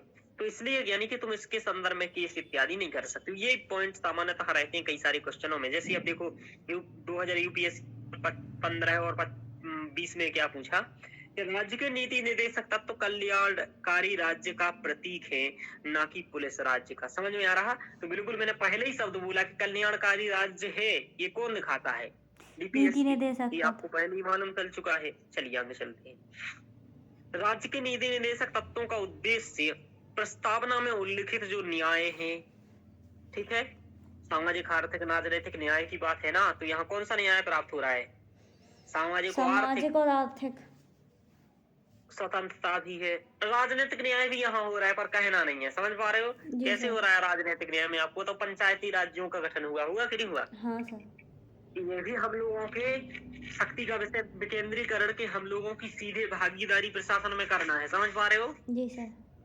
जैसे हम लोग कचा है तो पंचायती कार्यों का स्वयं सामाजिक अंकेक्षण कर सकते हैं, सोशल ऑडिटिंग कर सकते हैं। समझ पा रहे हो? तो सीधे तौर पर हमारी भूमिका को दिखाता है। हम अपनी पंचायत से संबंधित जो भी कार्य हुआ है उसके बारे में जानकारी रख सकते हैं, आरटीआई के तहत ले सकते हैं। समझ पा रहे हो? कितना पैसा लगा रोड बनने में या क्या कैसा लगा। तो ये हमारा क्या है, ये राजनीतिक लोकतंत्र ही है। परंतु यहाँ इसको जोड़ते नहीं है। चलिए, तो न्याय, समानता, बंधुत्व को साकार करना है, यानी कि इसका सबका कार्य न्याय को, स्वतंत्रता को, समानता को और बंधुत्व को साकार करना है। न्यायालय में ये विचार योग्य नहीं है, यानी कि इनका यदि उल्लंघन हो या गैर कार्यान्वयन हो, यानी कि कार्यान्वयन न किया जाए, तो इन्हें न्यायालय द्वारा कानूनी रूप से परिवर्तित नहीं कराया जा सकता। ये भी 2020 और 2015 में यूपीएससी में रहा है। तो ध्यान रखने योग्य बात है, ये बहुत इंपॉर्टेंट है कि न्यायालय में ये विचार योग्य नहीं है, वाद योग्य नहीं है। राज्य के निदेशक तत्व किसी की संवैधानिक वैधता की जांच और निर्धारण में न्यायालयों की मदद करते हैं, न्यायालय की मदद करते हैं। यानी कि ये क्या करते हैं, तो कभी कोई उन्हें लगता है कि ऐसा क्या है तो डीपीएसपी उसमें सहायक होते हैं। समझ में आ रहा? जैसे सीधी सादी बात है, निःशुल्क कानूनी विधिक सहायता की बात है, तो उन्हें पता है ना कि ये यहाँ से है। तो जब कभी न्याय की बात आएगी तो ये बहुत इम्पोर्टेंट हो जाएगा। जैसे सहकारी समिति की बात है, तो पहले वो डीपीएसपी में शामिल था, बाद में उसको नीति मौलिक अधिकार में सम्मिलित कर दिया गया। क्या देखो, सर, सहकारी समिति? सहकारी समिति जो बनाने वाला है ना, यानी कि संघ बनाने वाला जो काम, समझ पा रहे हो ना? हाँ। संघ बनाने वाला काम जो अनुच्छेद 19 के तहत हो गया है, वहाँ उस 19 के तहत सहकारी समिति बनाने का अधिकार है आपको। सहकारी समिति मतलब ये है कि आप किसी कार्य को करने के लिए एक समिति बना सकते हैं, मिलजुल करके कार्य कर सकते हैं। समझ पा रहे हो? जैसे स्वयं सहायता समूह होता है, जी समझ पा रहे हो? जी जी। वैसा करके तो वो आपको अधिकार है 19 के तहत। पहले ये अनुच्छेद 43 के तहत था, अभी आगे पढ़ाऊंगा, तो इसके तहत था। तो वो अब देखो डीपीएसपी से वहां मौलिक अधिकारी बन चुके हैं। समझ पा रहे हो? हाँ सर। अभी 43 पढ़ाऊंगा तब बताऊंगा कब बना है, और इसके लिए अलग से एक टॉपिक सी पढ़ाया जाता है, सहकारिता। ठीक है, जी सर। ये भी पढ़ाऊंगा, पूरा कंप्लीट टॉपिक मेंस के लिए ये होता है, और तो उसमें भी ये बात पढ़ाएंगे आपको कि सहकारी समिति, इस सहकारी समिति नाम से टॉपिक्स होगा। चलिए, तो उसमें भी बात है कि यानी कि उच्चतम न्यायालय राज्य के नीति निर्देशक तत्व लागू करने के लिए किसी भी कानून, यानी कि अनुच्छेद 14 और 19 के अनुसार उचित होना चाहिए। यानी कि किसी भी कानून, यानी कि मौलिक अधिकारों के लिए उचित होना चाहिए। यानी कि उच्चतम न्यायालय ने ऐसा कहा है कि राज्य के नीति निर्देशक तत्व जो लागू हो रहे हैं तो अनुच्छेद 14 और 19 के अनुसार ही होना चाहिए। समझ पा रहे हो? ऐसा कुछ चलती है। तो इतना हम लोगों ने विशेषताएं समझी राज्य के नीति निर्देशक तत्व के बारे में। तो कहाँ से लिए गए हैं डीबीएसपी, बताइए स्रोत क्या है? आयरलैंड। सुप्रिया, ये वाद योग्य है या अवाद योग्य है? सुन रही हो? चलिए बताइए रोशनी जी, वाद योग्य है या अवाद योग्य है? अवाद योग्य। हाँ, अवाद योग्य है। Very good.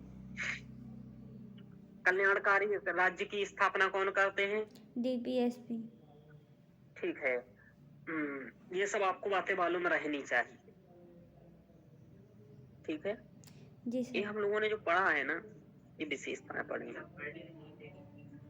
नीचे के 3 लाइनें छोड़ गए हैं, चलिए वो भी पढ़ लेते हैं। राज्य के नीति निर्देशक तत्व एक आधुनिक लोकतंत्र तांत्रिक राज्य के लिए बहुत व्यापक आर्थिक, सामाजिक और राजनीतिक कार्यक्रम का गठन करते हैं। ये बहुत कंफ्यूज करती है आप लोगों को कि देखो फिर यहाँ राजनीतिक लिख दिया, फिर बाद में कहेगा, है ना? समझ पा रहे हो ना? इतनी दिमाग में एकदम क्लियर रखो, ये आर्थिक और सामाजिक केवल समझ में आ रहा है। हाँ। ये विधायी, कार्यकारी, प्रशासनिक मामलों में राज्य के लिए संवैधानिक अनुदेश या सिफारिशें 2020 में पूछा गया कि संवैधानिक अनुदेश या सिफारिशें हैं, तो ये भी इम्पोर्टेंट है। राज्य शब्द में केंद्र और राज्य सरकारों के विधायी एवं कार्यकारी अंग सभी शामिल हैं, सभी प्राधिकरण शामिल हैं। ये बात तो आप पहले ही समझ चुके हो जब मैंने राज्य शब्द की परिभाषा अनुच्छेद 12 में पढ़ाई थी। समझ में आ रहा? जी सर। चलिए, तो ये तो हम लोगों ने देख लिया कि क्या कैसे नीति निदेशक तत्वों की विशेषताएं हैं, क्यों ये प्रदान किए गए हैं। तो क्यों प्रदान किए गए हैं, बोलो मूल उद्देश्य क्या है इसका? सर, एक तो कल्याणकारी राज्य स्थापित और सामाजिक आर्थिक न्याय स्थापित करने हेतु। जी, अब आपसे ऐसे ही पूछेगा कि मूल उद्देश्य क्या है, तो पहला मूल उद्देश्य क्या लिखना, सामाजिक और आर्थिक न्याय। सामाजिक एवं आर्थिक लोकतंत्र की स्थापना। अच्छा, लोकतंत्र, सामाजिक एवं आर्थिक लोकतंत्र की स्थापना। लोकतंत्र की स्थापना। अच्छा सर। दूसरा इनका है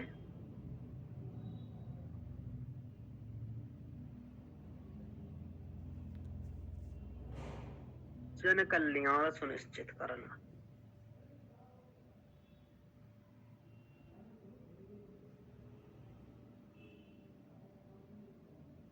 जन कल्याण सुनिश्चित करना, सामाजिक एवं आर्थिक लोकतंत्र की स्थापना करना, जन कल्याण सुनिश्चित करना, ये दो मूल उद्देश्य हैं। देखो आपसे जब प्रीलिम्स में पूछा जाता है तो आजकल यही कर दिया है उसने, समझ पा रहे हो ना? जी सर। कि नीति निर्देशक तत्वों का मूल उद्देश्य क्या है, 4 पॉइंट देगा अलग अलग। अब इसमें एक ये भी देगा, पता है क्या, समान कार्य के लिए समान वेतन करना, निःशुल्क कानूनी विधिक सर सहायता सभी देना। सर सभी सही विकल्प देगा, बस वरीयता क्रम पे रखना होता है, ऐसे दे देता है। लेकिन यदि कभी ये रहा कि हाँ उपरोक्त में से कितने सही, हाँ तब देख लेना कि नीति निर्देशक तत्वों के कितने कितने हैं। हाँ सर। ये भी पूछ लेगा उनमें से कौन कौन से सही। देखो अब अलग ही, अब लेवल ही अलग हो गया यूपीएससी का, कितने सही। हाँ और सर। दूसरा टाइप रहता है कौन से सही, और तीसरा रहता है कौन सा सही। समझ में आ रहा है? जी सर। 3 टाइप के क्वेश्चन हो गए यूपीएससी के। कितने सही, जैसे 1 2 3 और 4 और 5 लिखे, ऊपर में से कितने सही, 3 सही, केवल 3 सही, केवल 4 सही, केवल 2 सही। समझ में आ रहा? जब ऐसे रहेगा तो केवल का 3 सही, 3 सही का मतलब ये कि ऊपर के केवल 3, मतलब केवल इन जो 5 विकल्प है इनमें से 3 विकल्प सही हैं, 2 गलत हैं, भले वो कोई भी 3 सही हो। समझ पा रहे हो ना? इसका मतलब जानते हो, जब ऐसा परीक्षा का लेवल हो जाए तब क्या का, इसका मतलब क्या होता है? इसका मतलब ये होता है कि 5 में से 5 विकल्प आने चाहिए। सही होगा। अब और कोई कहता है कि हमें तो 3 ही पता थी, हमने ये सही कर लिया। एक बात बताऊं, 3 सही कर लिया, लेकिन जब वो टिक लगा रहा था तब उसके जो अंतर मन कह रहा होगा ना, उसको भी पता नहीं होगा कि मैंने सही लगाया है। समझ में आ रहा? बाद में आकर के 30 मार्क का बनने लगते हैं लोग। समझ में आ रहा है? पेपर में किसी को पता नहीं रहता है, जिसको 3 पता है ना और वो लगाया और उसका सही हो गया, तो कह नहीं सकता कि मुझे ये परफेक्ट पता था। समझ पा रहे हो? वो तो तुम्हारा तुक्का लग गया। चलिए, तो ये कितने सही वाला, यानी कि कंपटीशन हाई टफ, बहुत टफ हो गया है अब, यानी कि 5 विकल्प मालूम होने चाहिए सच में। तो समझ रहे हो? जी सर। कौन से सही का मतलब ये होता था कि इनमें उपरोक्त ये 5 दिए हैं, इनमें से कौन से सही, और आपके लिए सहूलियत ये कर देता था, कहता था 2 या 2 एंड 3 सही, हाँ तो 1 सर एंड एक 4 गलत सही। या सही कोई निकाल के हाँ, हो इसमें जाता थोड़ा था। लॉजिक लग जाता था कि 1 एंड 5 सही, तो इनमें से आपको पता चल जाता कि चलो 2 तो कंप्लीटली सही है, 2 इसमें भी नहीं है, 2 इसमें भी नहीं है, तो ये वाला सही है। समझ पा रहे हो? हाँ कि इतने यदि आपको 3 का नॉलेज नहीं भी था तो भी आपका उत्तर सही हो रहा था। समझ पा रहे हो? या जी। फिर आपको ऐसा पता होता कि एक गलत है, एक गलत है तो पहला गलत तो दूसरा गलत, तो ये अपने आप सही है, भले ये 2 और 3 दोनों मालूम नहीं है। समझ पा रहे हो ना? जी सर। ये बहुत अच्छा पैटर्न था। तो एक बात बताऊं, जिन्होंने 2013 से 21 के बीच निकाल लिया है यूपीएससी, उन्हें बहुत अच्छा रहा है। लेकिन जो 22 के बाद से आए हैं, अब बर्बादी है 22 के बाद से, बहुत कठिन हो गया है प्रीलिम्स। चलो, अब आया कौन सा सही, ये भी थोड़ा सा ठीक है। ठीक है, कौन सा सही में मतलब ये है कि 1 2 3 और 4 ये दिए विकल्प। समझ पा रहे हो? तो इनमें से कौन सा सही, 1 सही या 2 सही या 3 सही या 4 सही, जो भी सही हो उसके पास एक ही पर ही टिक लगाना, दूसरा सही तो दूसरा सही। अब इसमें अच्छा क्या था कि यदि आपको मालूम है कि पहला और चौथा तो मैं कन्फर्म आता है कि ये गलत है। भाई सही पहले आप आ रही है, लेकिन अब पता है कि ये गलत है। अब देखो दूसरे और तीसरे पर विचार करना है। अब में तुक्का भी लगाओगे ना 20 क्वेश्चनों में तो भी 10 सही निकल आएंगे, और इसमें भी तो कुछ पढ़े लिखे का दिमाग लगाओगे, 2-3 में कौन सा ज्यादा दिख रहा है सही। अब 2 ऐसा दिमाग लगाओगे तो ज्यादा प्रैक्टिस करोगे तो ये दशा बनेगी कि 12 सही होंगे और 8 गलत होंगे 20 में। समझ में आ रहा? और यदि ऐसा हो गया तो आपका पीयूपी अच्छी निकल जाता था। यानी कि पहले लाभ क्या था, ये बात कोई समझा नहीं रहा है टीचर खुल के, क्योंकि अभी हाल बच्चे कम हो जाएंगे, कोर्स ज्वाइन नहीं करेंगे, तो ये बात बताएंगे वो लास्ट वीडियो में 545 में, जब उसका पूरा पड़ जाए फिर मोलन डाउन हो जाए, बोले कि अब नहीं पढ़ना है सर, तो एक तो हो ही गया पूरा, ठीक है, फीस भी हो गई पूरी। समझ पा रहे हो? और मूड और खराब कर दिया उसका। यानी कि ये 2 विकल्प थे तब तक वो वहां ठीक था सिस्टम। अब ये है कि 4 विकल्प सही होने चाहिए, 5 विकल्प सही होने चाहिए। अब स्थिति क्या रही, एक बार आप लोग जोड़ लेना, और ये जोड़ने का करवट जरूर देखना है ना, खुद से देखना, टीचरों की मत सुनना, टीचर बहुत दुष्ट होते हैं आजकल के। चलिए मतलब अपनी बुद्धि लगाना। क्या करना है अपन लोगों को कि 2023 का क्वेश्चन उठाओ और एक बार देखो ये केवल वाला मैटर कितना पूछा है। समझ पा रहे हो? मतलब कितने वाला और कौन से वाला और कौन सा वाला। समझ में आ रहा? कौन से, कौन सा और कितने, ये दिमाग में रच बस लो अभी से। एक और नया पैटर्न बना है कथन कारण वाला। तो कथन कारण वाले में ये देखना है कि जब भी कथन कारण का क्वेश्चन आया है, समझ में आ रहा? ये तो सर आता हुआ क्वेश्चन गलत हो जाता है। Very good. अब इसके लिए क्या करना है कि नहीं, इसमें ये करना है कि 2023 का जैसे उठाओ या 22 का, उसमें सभी क्वेश्चनों पर पहले टिक लगाओ कि इसमें कथन कारण क्या है। ठीक है जी सभी के उत्तर देखो ऑफिशियल आंसर की से या सर्च करके। ठीक है मतलब पिछले क्वेश्चन ऐसे देखो जिनका कथन कारण सही है और ऑफिशियल आंसर की आ चुकी है यूपीएससी। 15 क्वेश्चन निकालो अपने आप से और 15 में देखो कि कैसा कथन दिया और उसका कारण क्या दिया, तब इसके कथन और कारण दोनों सही हुए। और कैसा कथन दिया कैसा कारण दिया, कथन सही हुआ लेकिन कारण गलत हुआ। समझ पा रहे हो ना? जी सर। ये तभी सही अंदाजा आपको लगेगा कि असलियत में कथन कारण का मालूम है क्या खेल। फिर चौथे है, अब मुझे जो लगा कि 2023 में सबसे बड़ी दिक्कत क्या कर दिया कि 50 क्वेश्चन के करीब ना कितने वाला मैटर था। समझ पा रहे हैं?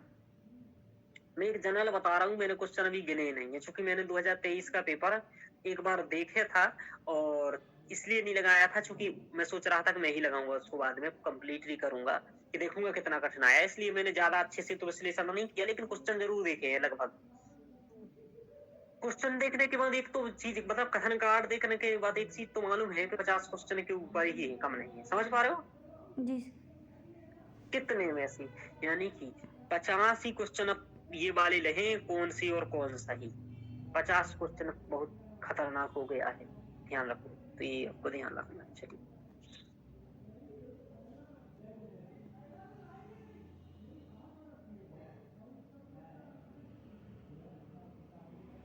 मुझे लग रहा है यदि ऐसा ऐसे ही जनसंख्या बढ़ती रही तो वो पूरा पेज भरेगा ऊपर से नीचे तक का एक, और कह देगा केवल अब 10 क्वेश्चन ही करके आओ तुम, 10 क्वेश्चन हम तुम्हारी औकात नाप लेंगे। एक क्वेश्चन 10 नंबर का और 5 नंबर कटेंगे यदि गलत हो गया तो। और क्या कहेगा मजाक कर रहा हूँ, ये कहेगा 15 लाइनें लिख करके, बोलो कितनी लाइनें सही लिखी हैं, और विकल्प भी नहीं देगा। अंदाजा लगाओ, बस उत्तर केवल इतना ही लिखना है, 7 लाइनें सही। मतलब वो 7, 8, 9 कह के भी नहीं देगा कि 7 सही, 8 सही, 9 सही, 10 सही। वो कहेगा खुद ही बताओ तुम कितना है, कितने सही लाइन। 15 लाइनें देगा। समझ में आ रहा? यानी कि लूसेंट जैसा छाप देगा, लूसेंट पर ही रहता है, मोर काल लिख देगा ऊपर और नीचे लिखो मोर काल की कितनी लाइन है सही। बस ये करेगा। चलिए, मतलब इतना खतरनाक कंपटीशन हो गया है। चलिए आगे चलते हैं। तो एक एक चीज को एकदम इम्पोर्टेंट परफेक्ट पढ़ के जाना है। समझ में आ रहा? चलिए, अब देखो हम लोग पढ़ते हैं राज्य के नीति निर्देशक तत्व। इन नीति निर्देशक तत्वों को देखो, वैसे संविधान में वर्गीकरण ऐसा कुछ नहीं किया गया है, इन्हें क्रम से अनुच्छेद में दे दिया गया है, लेकिन इन्हें पढ़ने के दृष्टिकोण से लोगों ने वर्गीकृत किया है और यूपीएससी ने भी वर्गीकृत पूछा है। समझ में आ रहा? इसलिए ये जरूरी हो गया। कैसा वर्गीकरण? कि इनमें से कुछ समाजवादी उद्देश्यों को पूरा करते हैं, कुछ गांधीवादी उद्देश्यों को पूरा करते हैं, कुछ उत्तर बौद्धिक हैं। समझ में आ रहा? तो आपसे यूपीएससी ने ये पूछा कि निम्नलिखित में से कौन से गांधीवादी सिद्धांत हैं, विचार करें। निम्नलिखित में से कौन उत्तर बौद्धिक सिद्धांत है, विचार करें। और 8 लिख के दे दिए, बोले कितने? समझ में आ रहा है? केवल खून नहीं निकल पा रहा है आप लोगों का, बाकी सब निकल पा रहा है। समाजवादी कितने? समझ में आ रहा? उसने जी जी सर। तो बोलते जाओ जी जी। चलिए, तो 3 वर्गों में बांट के पढ़ना है अनुच्छेदों को।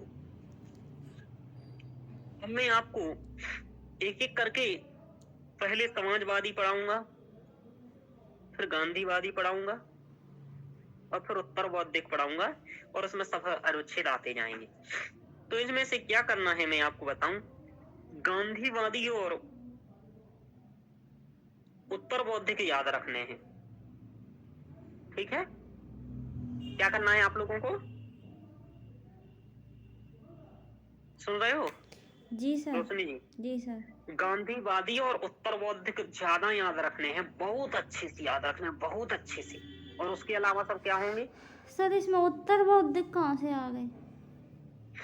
उत्तर बौद्धिक का मतलब ये होता है कि जो उदारवादी विचारा के धारा के कारण नए नए चीजें जोड़ेंगे, और मतलब जो ऐसा कि जिनका डेवलपमेंट मतलब पहले नहीं था, लेकिन धीरे धीरे 1950 के बाद होता रहा है। ऐसी चीजें हम कुछ कंसेप्ट बता देंगे तो एक बार में गांधीवादी और ये सब याद हो जाएंगे। समझ में आ रहा?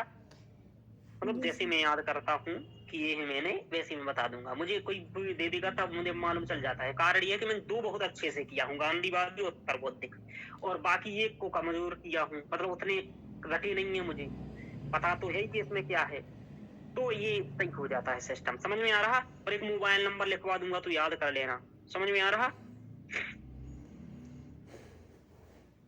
समझ में आ रहा? जैसे गांधीवादी के लिए मोबाइल नंबर ये है 40 43 43। कितना? 40 47 47। हाँ, और 46 47 48।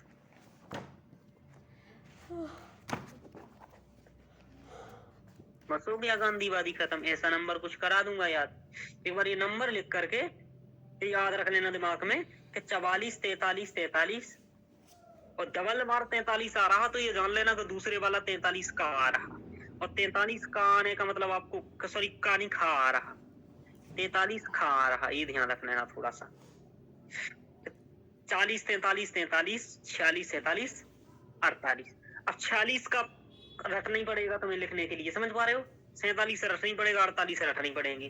तो ये क्रम से 46 47 48 है, और ये 40 43 43 है। तो बस 40 43 43 हाँ, और 46 47 48, बस यही गांधीवादी है। तो ऐसे में आपको पढ़ा दूंगा, अभी रटा दूंगा कुछ तरीके से। चलो आगे चलते हैं। देखो, अब जो मैं सहकारी समिति कह रहा था ना आप लोगों से, 43 खा कह रहा था जब से, समझ में आ रहा? जी सर। चलिए, तो यही पूछेगा सहकारी समिति कौन सा है, तो आपको कह देना है कि मिलजुल करके काम करने की बात गांधी जी कहते थे, तो वही सहकारी समिति है। तो ये 97वां संविधान संशोधन 2011 में जोड़ा गया है इसमें, और 43 खा है ये। बस ये बात मैं पढ़ाऊंगा, मैं अभी मैंने बता दिया, ये दिख गया सामने ही। तो चलिए हम लोग पढ़ना स्टार्ट करेंगे समाजवादी से। और समाजवादी को बहुत अच्छे से समझो, आप लोग दिमाग में रखना है। समाजवादी से पहले 2-3 अनुच्छेद पढ़ लो आप लोग।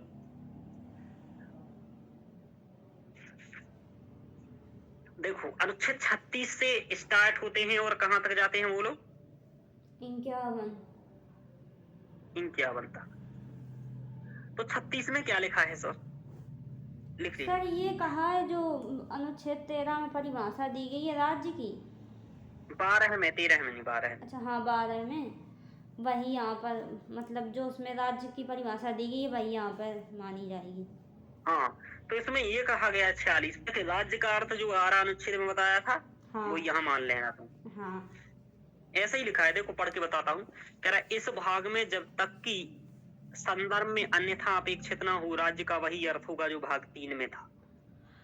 तो हाँ सर। ये लिखा है, यानी कि राज्य का मतलब वही सब। समझ में आ रहा है? तो उन सब चीजों को ये ध्यान रखना है बनाते समय, जैसे कि राज्य सरकार को, LIC को, सबको ये ध्यान रखना है कि भैया कल्याण पूरा हो। समझ पा रहे हो? सबको अपना कानून बनाते समय ये ध्यान रखना है। राज्य का मतलब सब कुछ। समझ में आ रहा है? प्रशासनिक, कार्यकारी, विधायी, सबको ध्यान रखना है। नीति निर्देशक तत्व। अब कोई पूछ लेगा क्या राज्य सरकार के लिए नीति निर्देशक तत्व है? व्यक्ति कहेगा देखो संविधान के बारे में तो कुछ नहीं है ना, विधानमंडल को, इसलिए नहीं होगा। लेकिन ऐसा दिमाग लगाते नहीं है, कुछ लोगों का उल्टा ही लगता है। समझ में आ रहा है दिमाग, है ना? तो वो कहते हैं भैया केंद्र के लिए वो तो संविधान है, राज्य को तो उसमें संशोधन करने का भी अधिकार नहीं है, तो DPSP कैसे मानेगा? उनका बोल ऐसा चलता है दिमाग उल्टा। तो ऐसा उल्टा नहीं चलाना है, क्योंकि राज्य में LIC भी आ जाएगा तो, और तो सोचो में नहीं कि जो भी सार्वजनिक है तो सब कुछ आ जाएगा, कुछ निजी भी आ जाएंगे जो सरकार से जुड़े हुए हैं। चलिए,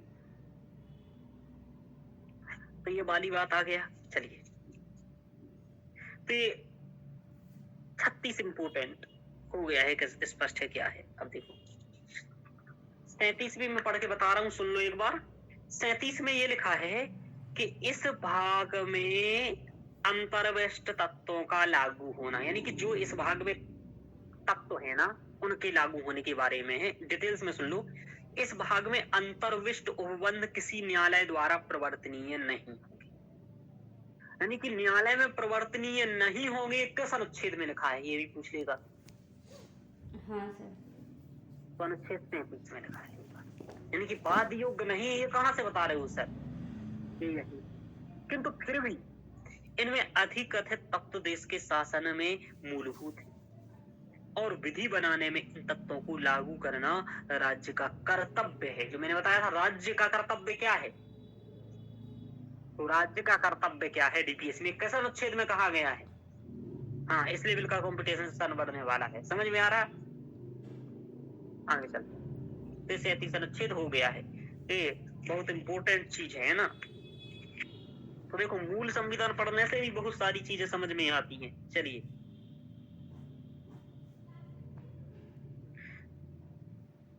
आगे चलते हैं। अब पढ़ेंगे 38वां अनुच्छेद। सुन लीजिए 38वां अनुच्छेद, और आप लिखते भी जाइएगा यदि आपको मूल बातें लिखनी हो ना।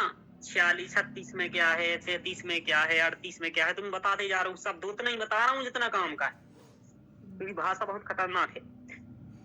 राज्य लोक कल्याण की अभिवृद्धि के लिए सामाजिक व्यवस्था बनाएगा। अभी और इसको पहले सुन लो कंप्लीट, फिर लिख लेना। राज्य लोक कल्याण की अभिवृद्धि के लिए क्या बनाएगा? सामाजिक व्यवस्था बनाएगा। आगे इसमें पढ़ता हूं मैं। इसमें दो सब आर्टिकल हैं, एक तो है 38(1) और 38(2). 38(1) ये कहता है कि राज्य सामाजिक व्यवस्था की, जिसमें सामाजिक, आर्थिक, राजनीतिक, न्याय, राष्ट्रीय जीवन की सभी संस्थाओं को अनुप्रमाणित करें, भरसक प्रभावी रूप से स्थापना और संरक्षण करके लोक कल्याण की अभिवृद्धि का प्रयास करेंगे। यानी कि लोक कल्याण की अभिवृद्धि और सामाजिक, आर्थिक, राजनीतिक, न्याय। समझ पा रहे हो? आगे चलते। राज्य विशिष्ट या आय की असमानताओं को कम करना, और न केवल व्यक्तियों के बीच बल्कि विभिन्न वर्गों के बीच, व्यवसाय में लगे हुए लोगों के बीच प्रतिष्ठा, सुविधाओं और अवसरों की असमानता समाप्त करना।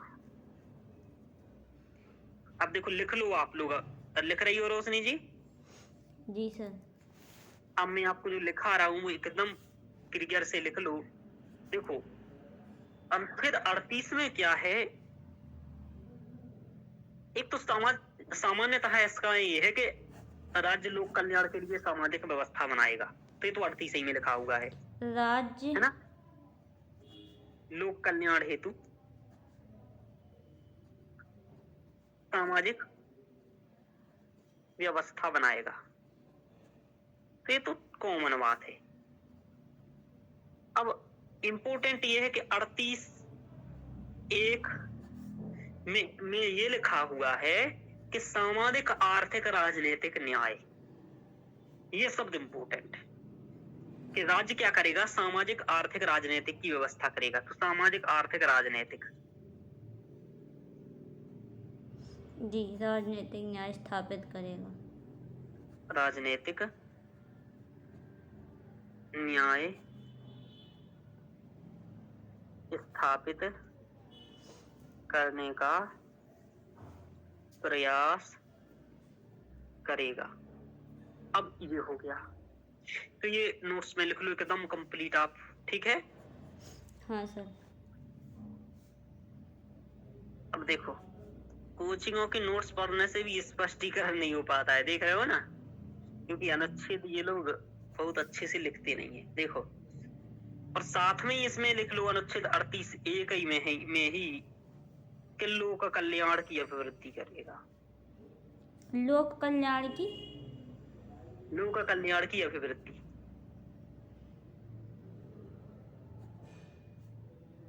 अभिवृद्धि का मतलब होता है बहुत अच्छे तरीके से वृद्धि करना। हाँ सर। ये हो गया। अब देखो 38(2) लिखो, इसमें दो बातें लिखना है। एक तो आय की असमानताओं में कमी करना,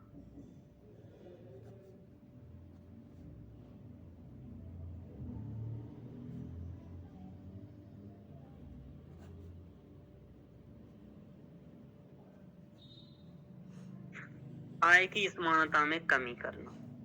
जी सर। दूसरा इसमें है एक और कि प्रतिष्ठा, सुविधाओं और अवसरों की असमानता को कम करना। प्रतिष्ठा,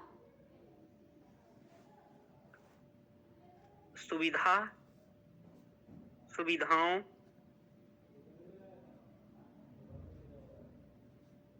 एवं अवसरों की असमानता को कम करना।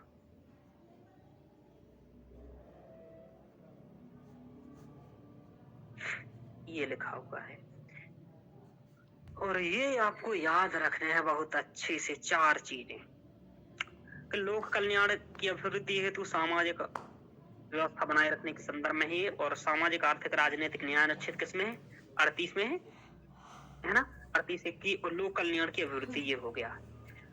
अब 38(2) में ये है कि आय की असमानताओं में कमी करना है, प्रतिष्ठा, अवसर एवं सुविधाओं की कमी करना है। अब क्वेश्चन क्या पूछेगा वो, कि सामाजिक आर्थिक राजनीतिक न्याय कहाँ कहाँ है, तो डीपीएसपी में और प्रस्तावना में, बस 2 ही जगह है। समझ पा रहे हो? हाँ सर। वहीं लिख लो कि डीपीएसपी और प्रस्तावना में ये चीज है। क्या लिखना अब है देखो, सर? अब हाँ सर, ये तो याद, सामाजिक और आर्थिक न्याय, और ये यहाँ पर डीपीएसपी दोनों में सामाजिक एक और और आर्थिक चीज, न्याय।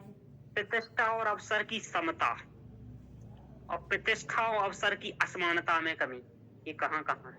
ये भी सर ये वही है बराबर ही, प्रस्तावना में और इसमें। हाँ, ये भी प्रस्तावना में है और डीपीएसपी में है, ठीक है। ये वाला आया नहीं है सर शायद अभी तक, प्रतिष्ठा और अवसर की समानता वाला। हाँ, ये अभी नहीं आया है, ये आएगा, सामाजिक ये आपके लिए आर्थिक न्याय तो आ चुका है, लेकिन ये नहीं आया है। तो ये वाली बात समझ में आया? जी ये क्वेश्चन बनने, तो हम लोग यहाँ ये देख करके चल रहे हैं कि प्रीलिम्स का क्या है, क्योंकि ये प्रीलिम्स के ही टॉपिक्स हैं। जी सर। तो प्रीलिम्स से पहले 1-2 बार ये वीडियो और देखना पड़ेंगे, है ना, बात इम्पोर्टेंट, क्योंकि यहीं तक में 4-5 क्वेश्चन, 3-4 क्वेश्चन बनने की संभावना रहती है। 1-2 क्वेश्चन, 3-4 क्वेश्चन बन गए तो 8-10 नंबर हो गया सीधा सीधा, समझ पा रहे हो? तो बहुत जरूरी है चीजें। तो ये आय की समानता में कमी करना, कंसेप्चुअल क्लियरिटी बिल्कुल होनी चाहिए, प्रतिष्ठा, सुविधाओं और एवं अवसरों की असमानता को कम करना इम्पोर्टेंट है, ठीक है। समझ में आया इतना? आगे चलें। तो अनुच्छेद 38 में इतना ही है और कुछ नहीं, ठीक है, ये ध्यान रखो। तो यानी कि आपसे पूछेगा सामाजिक आर्थिक राजनीतिक न्याय, क्या बोलोगे? अनुच्छेद 38 है ना, एक। अनुच्छेद 38(2) में क्या बोलोगे? प्रतिष्ठा और आय की अवसरों की असमानता, यानी असमानता कि को कम असमानताओं में करना। कमी करना है, पहला शब्द तो दे है। और अब दो प्रकार की असमानताओं में कमी करना है, एक तो आय की और दूसरा प्रतिष्ठा, सुविधा और अवसर। प्रतिष्ठा, सुविधा, अवसर, ये दो शब्द हैं। और देखो अब आय की असमानता में कमी की बात और कहाँ कहाँ आएगी? जब आप लैंगिक समता पढ़ोगे तो लैंगिक समता में क्या दिखता है? हमारे यहाँ असमानता है, समझ पा रहे हो? जी सर। तो इंट्रोडक्शन यहाँ से कोई यहाँ स्टार्ट नहीं कर पाएगा, लेकिन आप स्टार्ट कर सकते हो, समझ पा रहे हो? हाँ सर। वेतन मतलब आज नहीं नहीं, समय वेतन वाला तो आगे आएगा चीजें, इसमें कहाँ है? हाँ, नहीं, असमानता में कमी तुम्हें ये करना है कि वो तो अनुच्छेद मतलब जैसे लैंगिक असमानता नहीं है पालिका में, लैंगिक असमानता कार्यों में हर जगह पर, औपचारिक अनौपचारिक क्षेत्रों में भी, संसद में भी, विधायिका में भी, राज्य विधानमंडल में भी। तो ये जो महिलाओं से असमानता का भाव दिख रहा है। दूसरा, महिलाओं के लिए अवसरों की कमी दिख रही है, ये भी तो है। जैसे न्यायपालिका में महिलाओं के लिए अवसरों की कमी है, तो ये जो अवसर की कमी है, पार्टियां टिकट नहीं दे रही हैं महिलाओं को, एक बार चेक कर लेना। ये चेक करना बहुत जरूरी है, अनुमान लगाना, समझ पा रहे हो?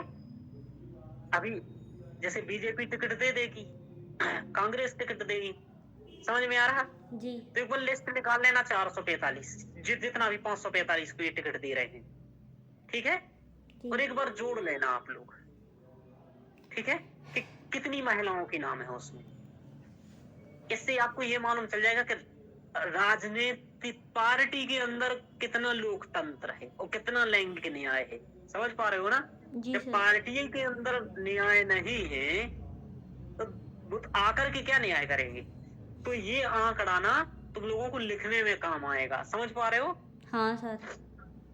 कहे ना कि 2024 के लोकसभा चुनाव में इतना इस पार्टी ने लिया है, खुल करके बोलना, कोई दिक्कत नहीं है, समझ में आ रहा?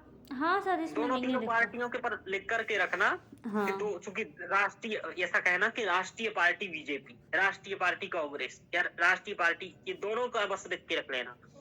हाँ और सर। लिखना कि इनमें से कितनों ने कितनी महिलाओं को दिया है, ठीक है? जी सर। उसी से स्पष्ट हो जाएगा कि क्या स्थिति है महिलाओं की। जब ये दे ही 545 में से 50-60 को रहे हैं टिकट, तो मतलब जाएगी कैसे, समझ पा रहे हो? जी यानी कि सर। पार्टियों में ही लोकतंत्र नहीं है, पहली बात। इसी को बढ़ावा देने की बात यूपीएससी में एक क्वेश्चन पूछा था कि हमारे यहाँ पार्टियों के, राजनीतिक पार्टियों के भीतर ही लोकतंत्र नहीं है, ये वाली बात है। चलिए, तो ये इस प्रकार से डाटा निकाले जाते हैं, तो निकालने हैं। चलिए, अब आपके लिए कोई टीचर करके तो देगा नहीं, हालांकि मैं तो करके दे ही दूंगा।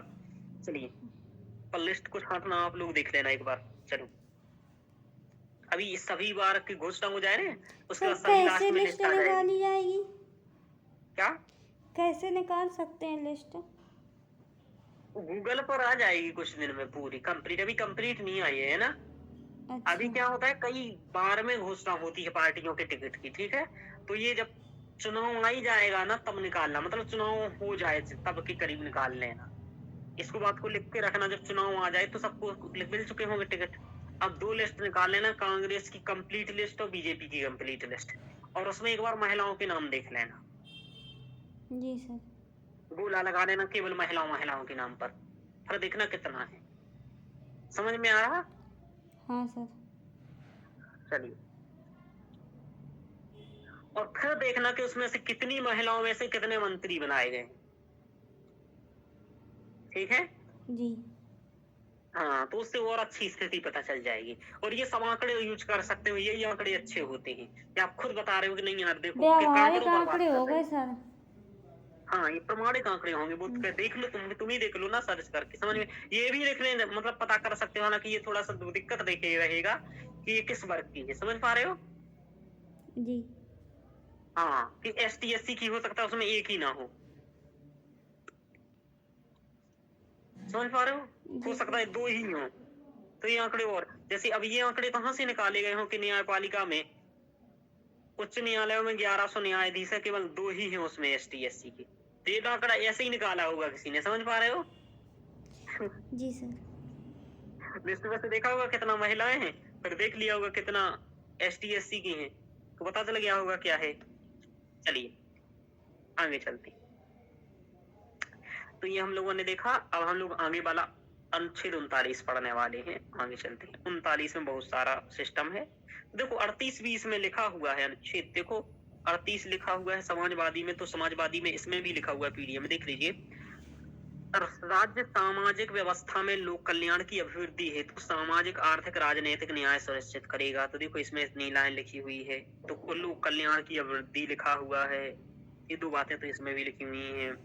अब देखो ये 44वें संविधान संशोधन 1978 द्वारा जोड़ा गया, वो ध्यान रखो, यही 2 चीजें जोड़ी गई। क्या जोड़ा गया देखो, एक तो जोड़ा गया असमानताओं में कम करने का प्रयास करेगा, असमानताओं में कमी करने का प्रयास करेगा। दूसरा प्रतिष्ठा सुविधाओं अवसरों की असमानता को कम करेगा, ये वाली बात। और आय की असमानताओं को कम करना, अच्छा ये भी 38 में ही है ये बात, ठीक है। इसमें भी 38 में ही ये बात है कि आय की असमानताओं को कम करना। समझ में आ रहा है? तो सर ये 44 भी संविधान संशोधन द्वारा जोड़े गए? हाँ, ये संविधान संशोधन द्वारा जोड़ा गया, यहाँ लिखा भी है ये बात, मैंने ध्यान अनुच्छेद नहीं दिया, ये 38 लिखा। में? हाँ ठीक है, 38 में ये जोड़े गए। देखो ये लिखा हुआ है इसमें, मैंने थोड़ा सा ध्यान नहीं दिया था कि 44वां संविधान संशोधन 1978 में, ठीक है।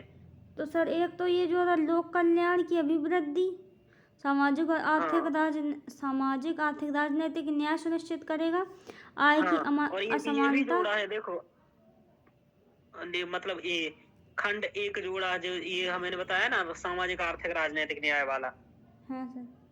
ये वाला भी पर ध्यान रखने की इतनी जरूरत नहीं है। ये वाला भी इसमें दिख रहा है कि संविधान में 44वें संविधान संशोधन 1978 की धारा 9 द्वारा से अनुच्छेद 38 को उसके खंड 1 के रूप में पुनः संख्यायित किया गया है, यानी कि इसे पुनः संख्यायित किया गया था, जोड़ा नहीं गया था, ठीक है। तो सर ये आ पुनः सकता संख्यायित है करने, क्योंकि वो पूछ देता है ना हाँ 44वें संविधान संशोधन में कौन से जोड़े गए, क्या किए हाँ, तो गए। इसमें बस यही ध्यान 42वें। रखना सबसे ज्यादा जरूरी है, आय की असमानता को कम करने वाला। समझ पा रहे हो? जी। हाँ, क्योंकि ये जोड़ा ही गया है। चलो, 44वें। आय की असमानताओं को कम करना, प्रतिष्ठा अवसरों को की असमानता को कम करना, ये 2 चीजों को कम करना। चलिए आगे चलते हैं। अब है अनुच्छेद 39, ठीक है। हाँ अब देखो 39 में क्या है, देखो एक तो 39 के अंतर्गत हैं 6 सब अनुच्छेद। कितने हैं? 6 सब आर्टिकल 6।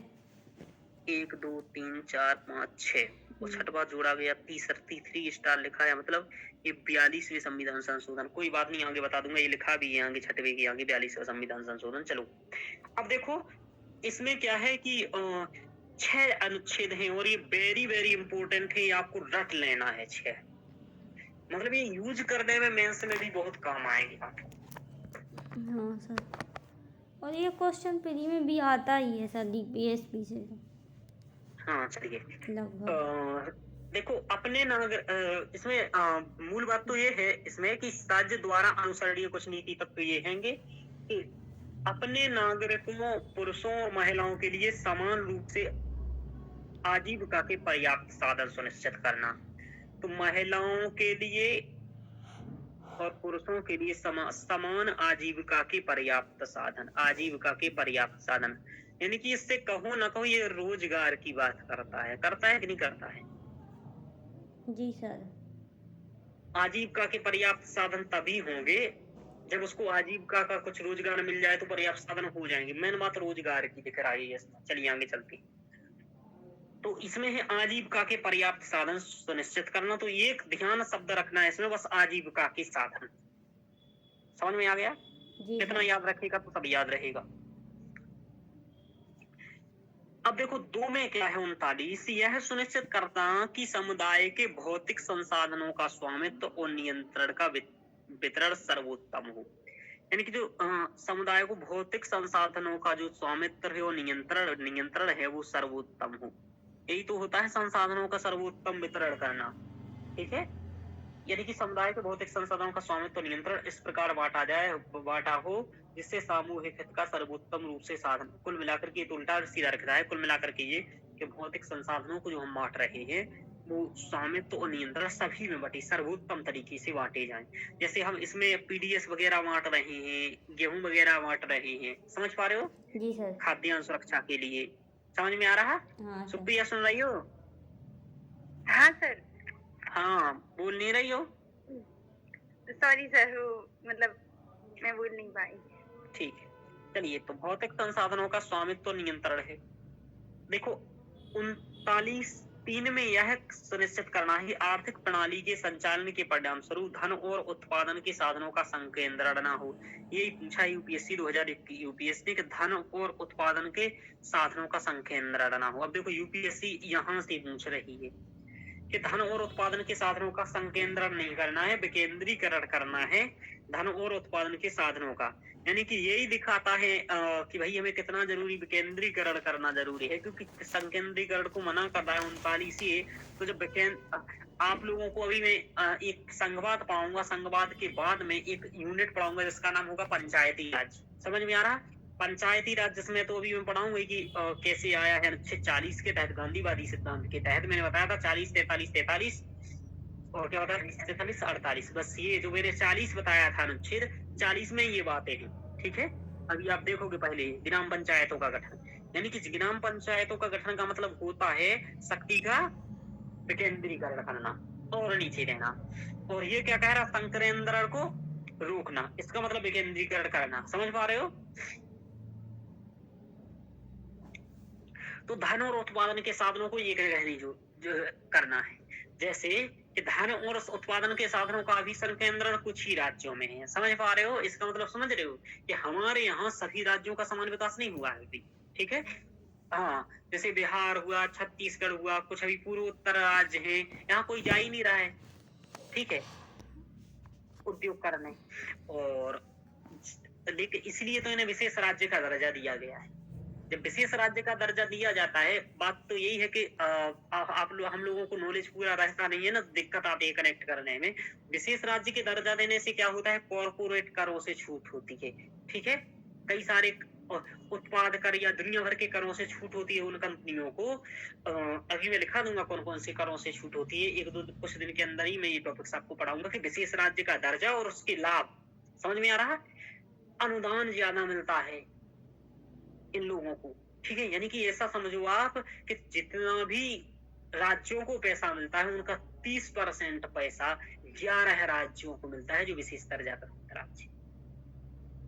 ठीक है, तो विशेष दर्जा प्राप्त राज्य और केंद्र शासित प्रदेश जो हैं उन्हीं सब की बात में चलिए। तो ये देख रहे हो आप कि विशेष राज्य दर्जा इसलिए दिया गया था कि इनकी सुधर जाए, लेकिन सुधार नहीं पा रही है। कहाँ जा रहा है पैसा? समझ में आ रहा? तो देखना पड़ेगा, बातें आगे समझेंगे हम लोग। तो धन और उत्पादन के साधनों का संकेंद्रण ना हो, ये 39 में ही है। यानी कि मेन बात ये तो आपको ध्यान ही रखना है कि अनुच्छेद 39 में हो। समझ में आ रहा? और 39 के अंदर 3 याद रखो तो अच्छी बात है, 3 याद भी ना रख पाओ तो 39 के अंतर्गत है, इतना तो जरूर ध्यान रखना। समझ में आ रहा? जी सर। हाँ, और कोशिश करना है प्रीलिम्स के लिए इतना भी याद रखो कि 39(3) में है। ठीक है? हाँ सर। हाँ, वैसे इतना यूपीएससी इतना अनुच्छेद से नहीं पूछेगा, लेकिन पीसीएस ऐसा जरूर पूछेगा। पीसीएस पता नहीं क्या पूछ लेगा, वो मुझे भी मालूम नहीं है। समझ में आ रहा है? क्योंकि वो ऐसा भी पूछ सकता है 38, 39, 39 का 41 भी दे देगा, और हो सकता है वो चाहे इसका दिमाग खराब हो जाए तो 39 के अंतर्गत के ही 1 2 3 4 5 6 दे दे, वो बोले कौन सा है इनमें से, बता दो आप। समझ में आ रहा? चलिए, पुरुषों और महिलाओं के लिए समान कार्य के लिए समान वेतन, ये बहुत इंपॉर्टेंट है। ये इंपॉर्टेंट है कि 39(4) में है। समान कार्य के लिए समान वेतन की जो मैं बात कर रहा था शुरुआत में, ये 39(4) है। संकेंद्रण को रोकना 39(3) है। ठीक है, भौतिक संसाधनों का नियंत्रण सर्वोत्तम तरीके से हो, नियंत्रण और वितरण सर्वोत्तम तरीके से हो, ये 39(2) है। आजीविका के पर्याप्त साधन हो, पहला है। ठीक है, तो ये समझ में आ गया, रट गया होगा। पहला आजीविका के, दूसरा सर्वोत्तम वितरण हो, तीसरा संकेंद्रण ना हो, चौथा समान कार्य के लिए समान वेतन हो। समझ में आ रहा? ऐसा याद रखना है। कंप्लीट लाइन याद वैसे भी नहीं रहेगी, आगे चलती।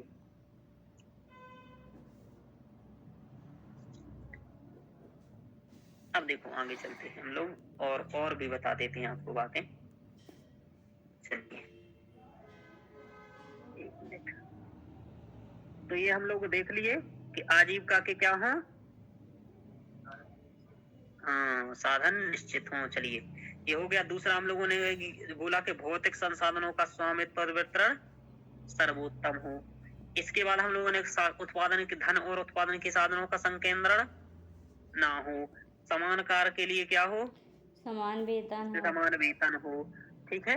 अब क्या हो कि अब देखो इसके अलावा क्या है कि जबरन दुर्व्यवहार, यानी कि जबरन दुर्व्यवहार के खिलाफ श्रमिकों बच्चों के स्वास्थ्य और शक्ति का संरक्षण हो। कुछ लोग क्या कराते हैं, जबरदस्ती काम कराते हैं नहीं कराते हैं, पूरी पैसा दे रहे कर भाई काम।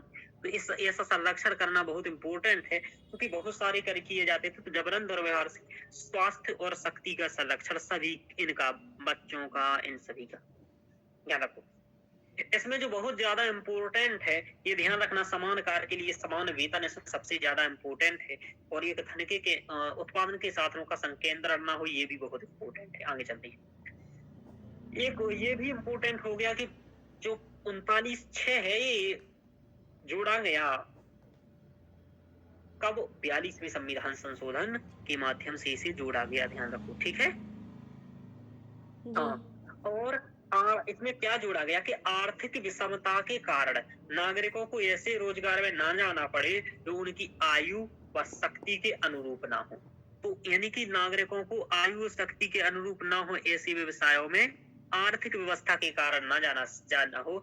बच्चों के स्वास्थ्य विकास और नैतिक व भौतिक विकास से बचपन तथा युवाओं की सुरक्षा का अवसर हो। यानी कि हमारे ऐसा नहीं कि बच्चों के स्वास्थ्य विकास और नैतिक और भौतिक विकास की बचपन या युवाओं की सुरक्षा का अवसर है। यानी कुल मिलाकर के उन्हें सुरक्षा देना है, उनका जो विकास है वो भौतिक कारणों से ना रुके। समझ में आ रहा? ये सब कारणों से ना रुके और इसकी सुरक्षा राज्य करे। समझ पा रहे? मतलब ऐसा कि बच्चे विकास करना चाह रहे हो, कुछ कारण बन रहे हो। मैं आपको बताऊं, बस अभी तक लिखे हैं, अभी तक इसमें प्राप्त हम लोग कर नहीं पाए हैं, है ना।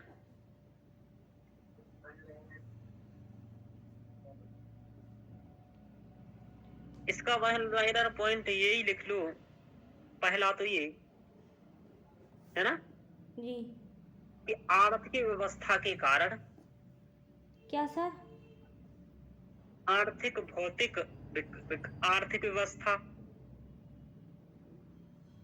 ठीक है, या भौतिक व्यवस्था के कारण बच्चों को ऐसे कार्य ना करने पड़े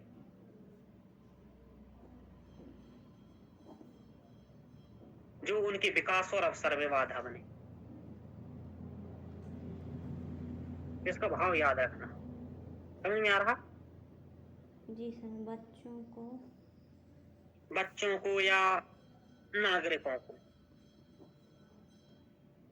खासकर बच्चों पर ज्यादा जोर है, पर नागरिक शब्द भी यहाँ प्रयोग है। देखो हाँ, जो विकास में बाधा को है सर। हाँ लास्ट में उसने बच्चे भी जोड़ दिया है। इसमें स्पष्ट लिखा है, देखो ये लिखा है, बालकों को स्वतंत्र और गरिमा में वातावरण स्वास्थ्य विकास के अवसर की सुविधाएं दी जाए और बालकों को अल्प व्यय व्यक्तियों को शोषण तथा नैतिक आर्थिक त्याग से रक्षा की जाए। तो अलग ही लेवल लिखता है। चलिए ठीक है। इनकी भाषा ही अलग होती है, मतलब सरल नहीं होती है। तो आपको ध्यान रखना है कि बच्चों का कुल मिलाकर के विकास बाधित ना हो किसी भी कारण से। जी सर। मैं आपको बताऊं यही हो रहा है और कुछ नहीं हो रहा है। सर सब क्या, अभी तो कुछ प्राप्त नहीं किए हैं सर, कुछ थोड़े बहुत 2-3 आर्टिकल जो प्राप्त किए हैं।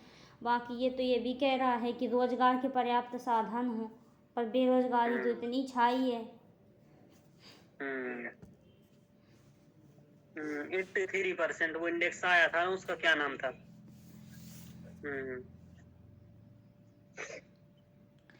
देखो ये है बेरोजगारी का स्तर। देखो तुम, युवा वर्ग में सबसे ज्यादा बेरोजगार घूम रहे हैं युवा। क्या सर? अब देखो 39 है। हाँ आवाज आ रही है? हाँ सर। चलिए, अब 39 का है यहाँ, ये बाद में जोड़ा गया, ये 42वें संविधान संशोधन के माध्यम से जोड़ा गया, ठीक है। अच्छा, 39वां का मतलब ए। हाँ, 39A। अभी तक ये 39 के अंतर्गत 1 2 3 4 5 6 चल रहे थे, जिसमें से 6वें नंबर का बाद में जोड़ा गया था जो, ठीक है। अब 39 का जोड़ा गया है। यही जो आपसे इस बार यूपीएससी में पूछा है, यही मेंस में था कि समान न्याय को बढ़ावा देना, गरीबों को निःशुल्क कानूनी सहायता। समझ में आ गया? जी सर।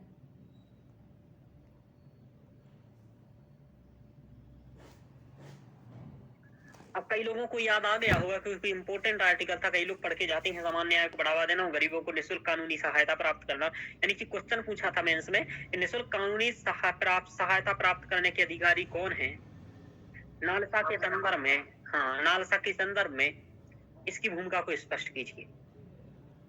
तो ये बात पूछी गई थी, मैंने पढ़ाया भी है आप लोगों को, न्यायपालिका में ये क्वेश्चन कराया है, नोट्स वगैरह सब कुछ दिया है, तो वो वहां देखना है आप लोगों को, बाकी तो ठीक ही है।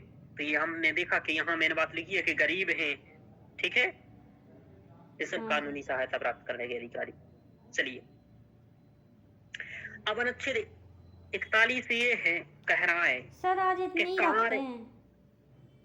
क्या, सर आज इतने ही रखते हैं, कल देख लेंगे। ये 5-7 आर्टिकल कर लें, जी सर। कोई दिक्कत हो तो बताइए। कोई नहीं सर, कर लेते हैं। हाँ चलिए, थोड़ा सा स्पीड बढ़ा देंगे, कर लेते हैं ना। जी। चलिए, अब देखो ये इसमें कह रहा है कि 41वां अनुच्छेद ये कह रहा है, देखो इसमें और भी है, 40वां भी पढ़ाऊंगा, पर अभी मैं आपको वो पढ़ा रहा हूँ जो जरूरी है, ठीक है, जो मतलब केवल समझ बात। अनुच्छेद 41 में लिखा है, कार्य शिक्षा का अधिकार, बेरोजगारी, वृद्धावस्था तथा बीमारी की स्थिति में सरकारी सहायता का अधिकार। कुल मिलाकर के कार्य के क्षेत्र में शिक्षा का अधिकार, बेरोजगारी, वृद्धावस्था, बीमारी की स्थिति में सरकारी सहायता का अधिकार। यानी कि वृद्धावस्था हो गए हो, बीमार हो गए हो, तो सरकारी सहायता करोगे। इसके ही तहत आप एक बात लिख सकते हो यहाँ पास में, ये बात लिख सकते हो, जो 5 लाख का बीमा दिया जा रहा है, कौन सी योजना है? हाँ, आयुष्मान के तहत, ठीक है। जी सर। हाँ, लेकिन इसका केवल एक डॉक्यूमेंट में ठीक है, आयुष्मान भारत, 80% हॉस्पिटल में जाओगे ना प्राइवेट में, तो क्या कहेंगे नमन, ये कहेंगे कि भाई ये वाली बीमारी का इस कारण में हमारे यहाँ नहीं आता है। समझ रहे हो? हाँ हाँ, और कुछ नहीं, सब कुछ नहीं है, बाकी कुछ है इसके अंदर, ठीक है। ये स्थिति है असली हॉस्पिटलों की। दूसरा, इसमें सबसे बड़ी दिक्कत यह है कि वो 2 दिन की बात हो और उसके लिए 10 दिन तो में बैठा लेंगे, वहां भर्ती कर लेंगे। समझ में आ रहा? तो इसका दुरुपयोग ज्यादा हो रहा है उपयोग से, लेकिन इसमें सरकार क्या करे, लेकिन तंत्र अच्छा तो स्थापित कर ही सकती है। समझ में आ रहा? दूसरा, कि जहां जाते हैं वहां गुणवत्तापूर्ण सेवाएं नहीं मिलती हैं, या फिर गुणवत्तापूर्ण सेवाएं न मिलने का दूसरा कारण ये होता है कि होता है वहां डॉक्टर 1 और जाते हैं लोग उस काम के लिए 500, तो वो कैसे देगा? समझ पा रहे हो? यानी कि डॉक्टर ही कम है। समझ में आ रहा? दवाइयां कम है, चीजें कम है वहां। अब दवाइयां कहेगा कि पैसे की ले आओ। समझ में आ रहा है? देख, हम फ्री में देते हैं। अरे भाई, वो 5 लाख का सब कुछ करो, हम थोड़ी ना बीमार होंगे। तो ये वाली बात है, दवाई सब मंगाओ वहीं, तो ये सब नहीं है उसमें सिस्टम। बेरोजगारी, बात कि बेरोजगारी में भी सहायता प्रदान करेगा। वृद्धावस्था में जो पेंशन का काम है ना, पेंशन कौन प्रदान करता था ना, संस्था का नाम बताओ, तुमने पढ़ा है, तुम विद्वान हो। वो करता था, वो आपने इधर ही पढ़ाए थे, ऐसे कुछ लिखा था उसका नाम।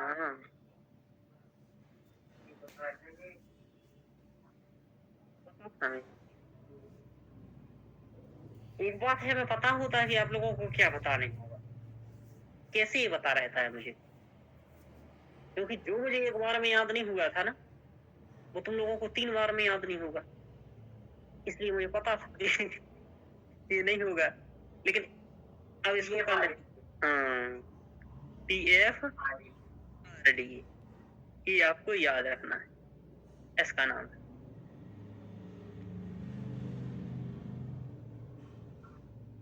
ठीक है, चलिए, तो PFRD का नाम याद रखना है आपको। आगे चलते हैं।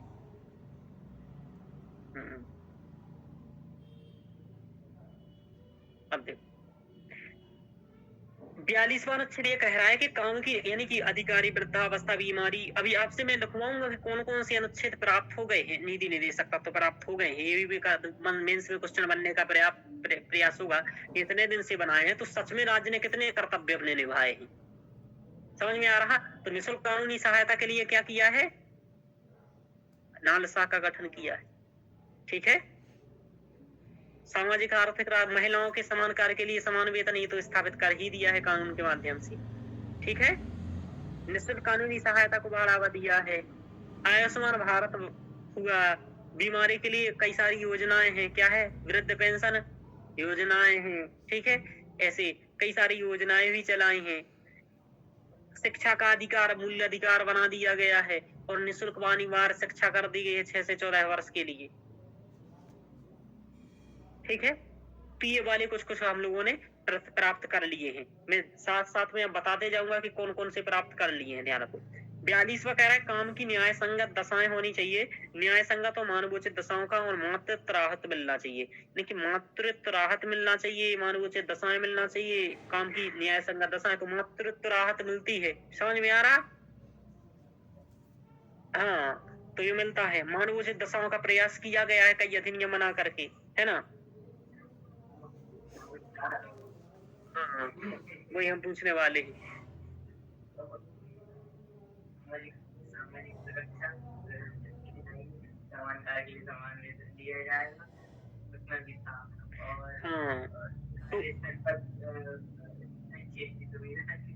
हाँ, तो वो जो वही बात पूछना चाह रहा है कि जो औपचारिक संघ किया गया है, मतलब इनके अधिकारों की सुरक्षा के लिए कामगारों के लिए वो कौन 4 नई संहिताएं पारित की, उनके नाम हैं क्या याद, किसी को है नहीं तो वो याद करना है ना। चलिए आगे चलते हैं। अनुच्छेद 43, अगर मेरे जैसा इंटरव्यू में पढ़ गया तो 10 में से 9 क्वेश्चन कहेगा कि नहीं हो रहे हैं और एक कहेगा कि हो रहा है। चलिए ऐसे ही पूछूंगा 10 क्वेश्चन। चलिए, सभी कर्मकारियों के लिए निर्वाह योग्य मजदूरी हो, उचित जीवन स्तर हो, सामाजिक और सांस्कृतिक अवसरों की सुनिश्चित हो। यानी कि 43 में ये लिखा है कि सभी कर्मकारों के लिए निर्वाह योग्य मजदूरी है। चूंकि कम मजदूरी दे दिया तब कोई 50 रुपए में दिन भर काम करा रहा है, समझ में आ रहा है। अब वो खाएगा क्या, 100 का वो खा लेता है, 50 कमा रहा है। उचित जीवन स्तर हो उसका, और सामाजिक और सांस्कृतिक अवसर उसे मिल सके बढ़ने के लिए आगे। तो ये अनुच्छेद 43 में था। 43 का जोड़ा गया, इसमें क्या किया गया, बहुत अच्छा है और ये बाद में जोड़ा गया। तो आपको ध्यान रखना, आपको क्या करना है, लास्ट में एक अलग से नोट्स बनाने हैं और इस नोट्स में क्या करना है आप लोगों को, ये करना है नोट्सों में कि आपको लिख लेना है कि 42वें में क्या क्या जोड़ा गया और 46वें में क्या क्या जोड़ा गया। 46वें संविधान संशोधन अधिनियम, मतलब 42वें, हाँ, 1976 में जो जोड़ा गया है ये उद्योगों में कामगारों की भागीदारी।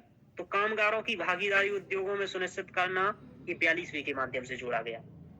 अनुच्छेद 43 में जोड़ा गया लोगों के पोषण स्तर और जीवन स्तर को ऊंचा करना और लोक व्यवस्था में सुधार करना। तो पोषण स्तर और जीवन स्तर को ऊंचा करने के लिए आप जान ही रहे हो, वो अधिनियम 2013 में पारित किया गया, उसी के तहत पीडीएस वगैरह ये सब चल रहा है। तो खाद्य सुरक्षा या पोषण सुरक्षा की बात कर रही है।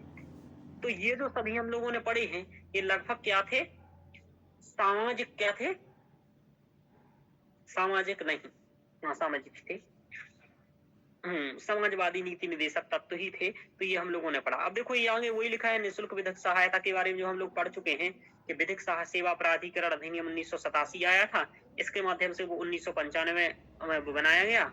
और यहाँ क्या होता है, निःशुल्क कानूनी सहायता प्रदान की जाती है। किन्हें की जाती है निःशुल्क, तो महिलाओं को, बच्चों को, अनुसूचित जाति जनजातियों को, औद्योगिक कामगारों को, सामूहिक आपदा, हिंसा, बाढ़, भूकंप, औद्योगिक आपदा के शिकार को, दिव्यांग व्यक्तियों को, हिरासत में लिए गए व्यक्तियों को, ऐसे व्यक्तियों को जिनकी वार्षिक आय 1 लाख या सरकार द्वारा निर्धारित सीमा से अधिक नहीं है। मानव तस्करी से जो पीड़ित हैं, भिखारी हैं, तो भिखारी शब्द लिख दिया। ट्रांसजेंडर के लिए आय आय सीमा 2 लाख रुपए। वरिष्ठ नागरिकों है ना, सभी वरिष्ठ नागरिकों के लिए निःशुल्क विधिक सहायता के लिए, नहीं कि वृद्धों के लिए, ये सब है। यानी कि निःशुल्क कानूनी विधिक सहायता में कौन है, तो ये निःशुल्क विधिक सेवा प्राधिकरण अधिनियम की धारा 12 में बताया गया है कि ये सब लोग हैं। तो धारा भी याद रखना, धारा 12 के अंतर्गत बताया गया है। दुखेगा कितना अंदर से जानता है। चलिए, तो धारा 12 में ये सब बताया गया है कि किन किन को मिलना है। तो सब कुछ लिख देना केवल पुरुष छोड़ करके, है ना।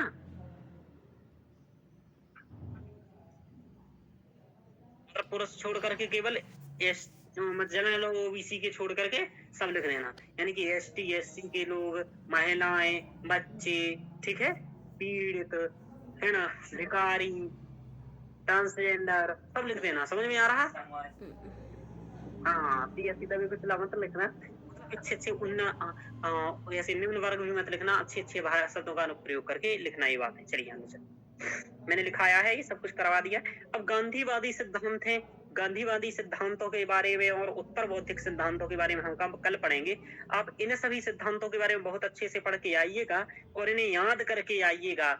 आज जो मैंने पढ़ाया है, यहाँ से पहले तक जो मैंने पढ़ाया है, वो सब कुछ मैं पूछूंगा, और यदि नहीं बताओगे तो फिर जान लेना आप लोग आगे शायद पढ़ाना लिखाना बंद हो जाएगा। चलिए आगे चलते हैं,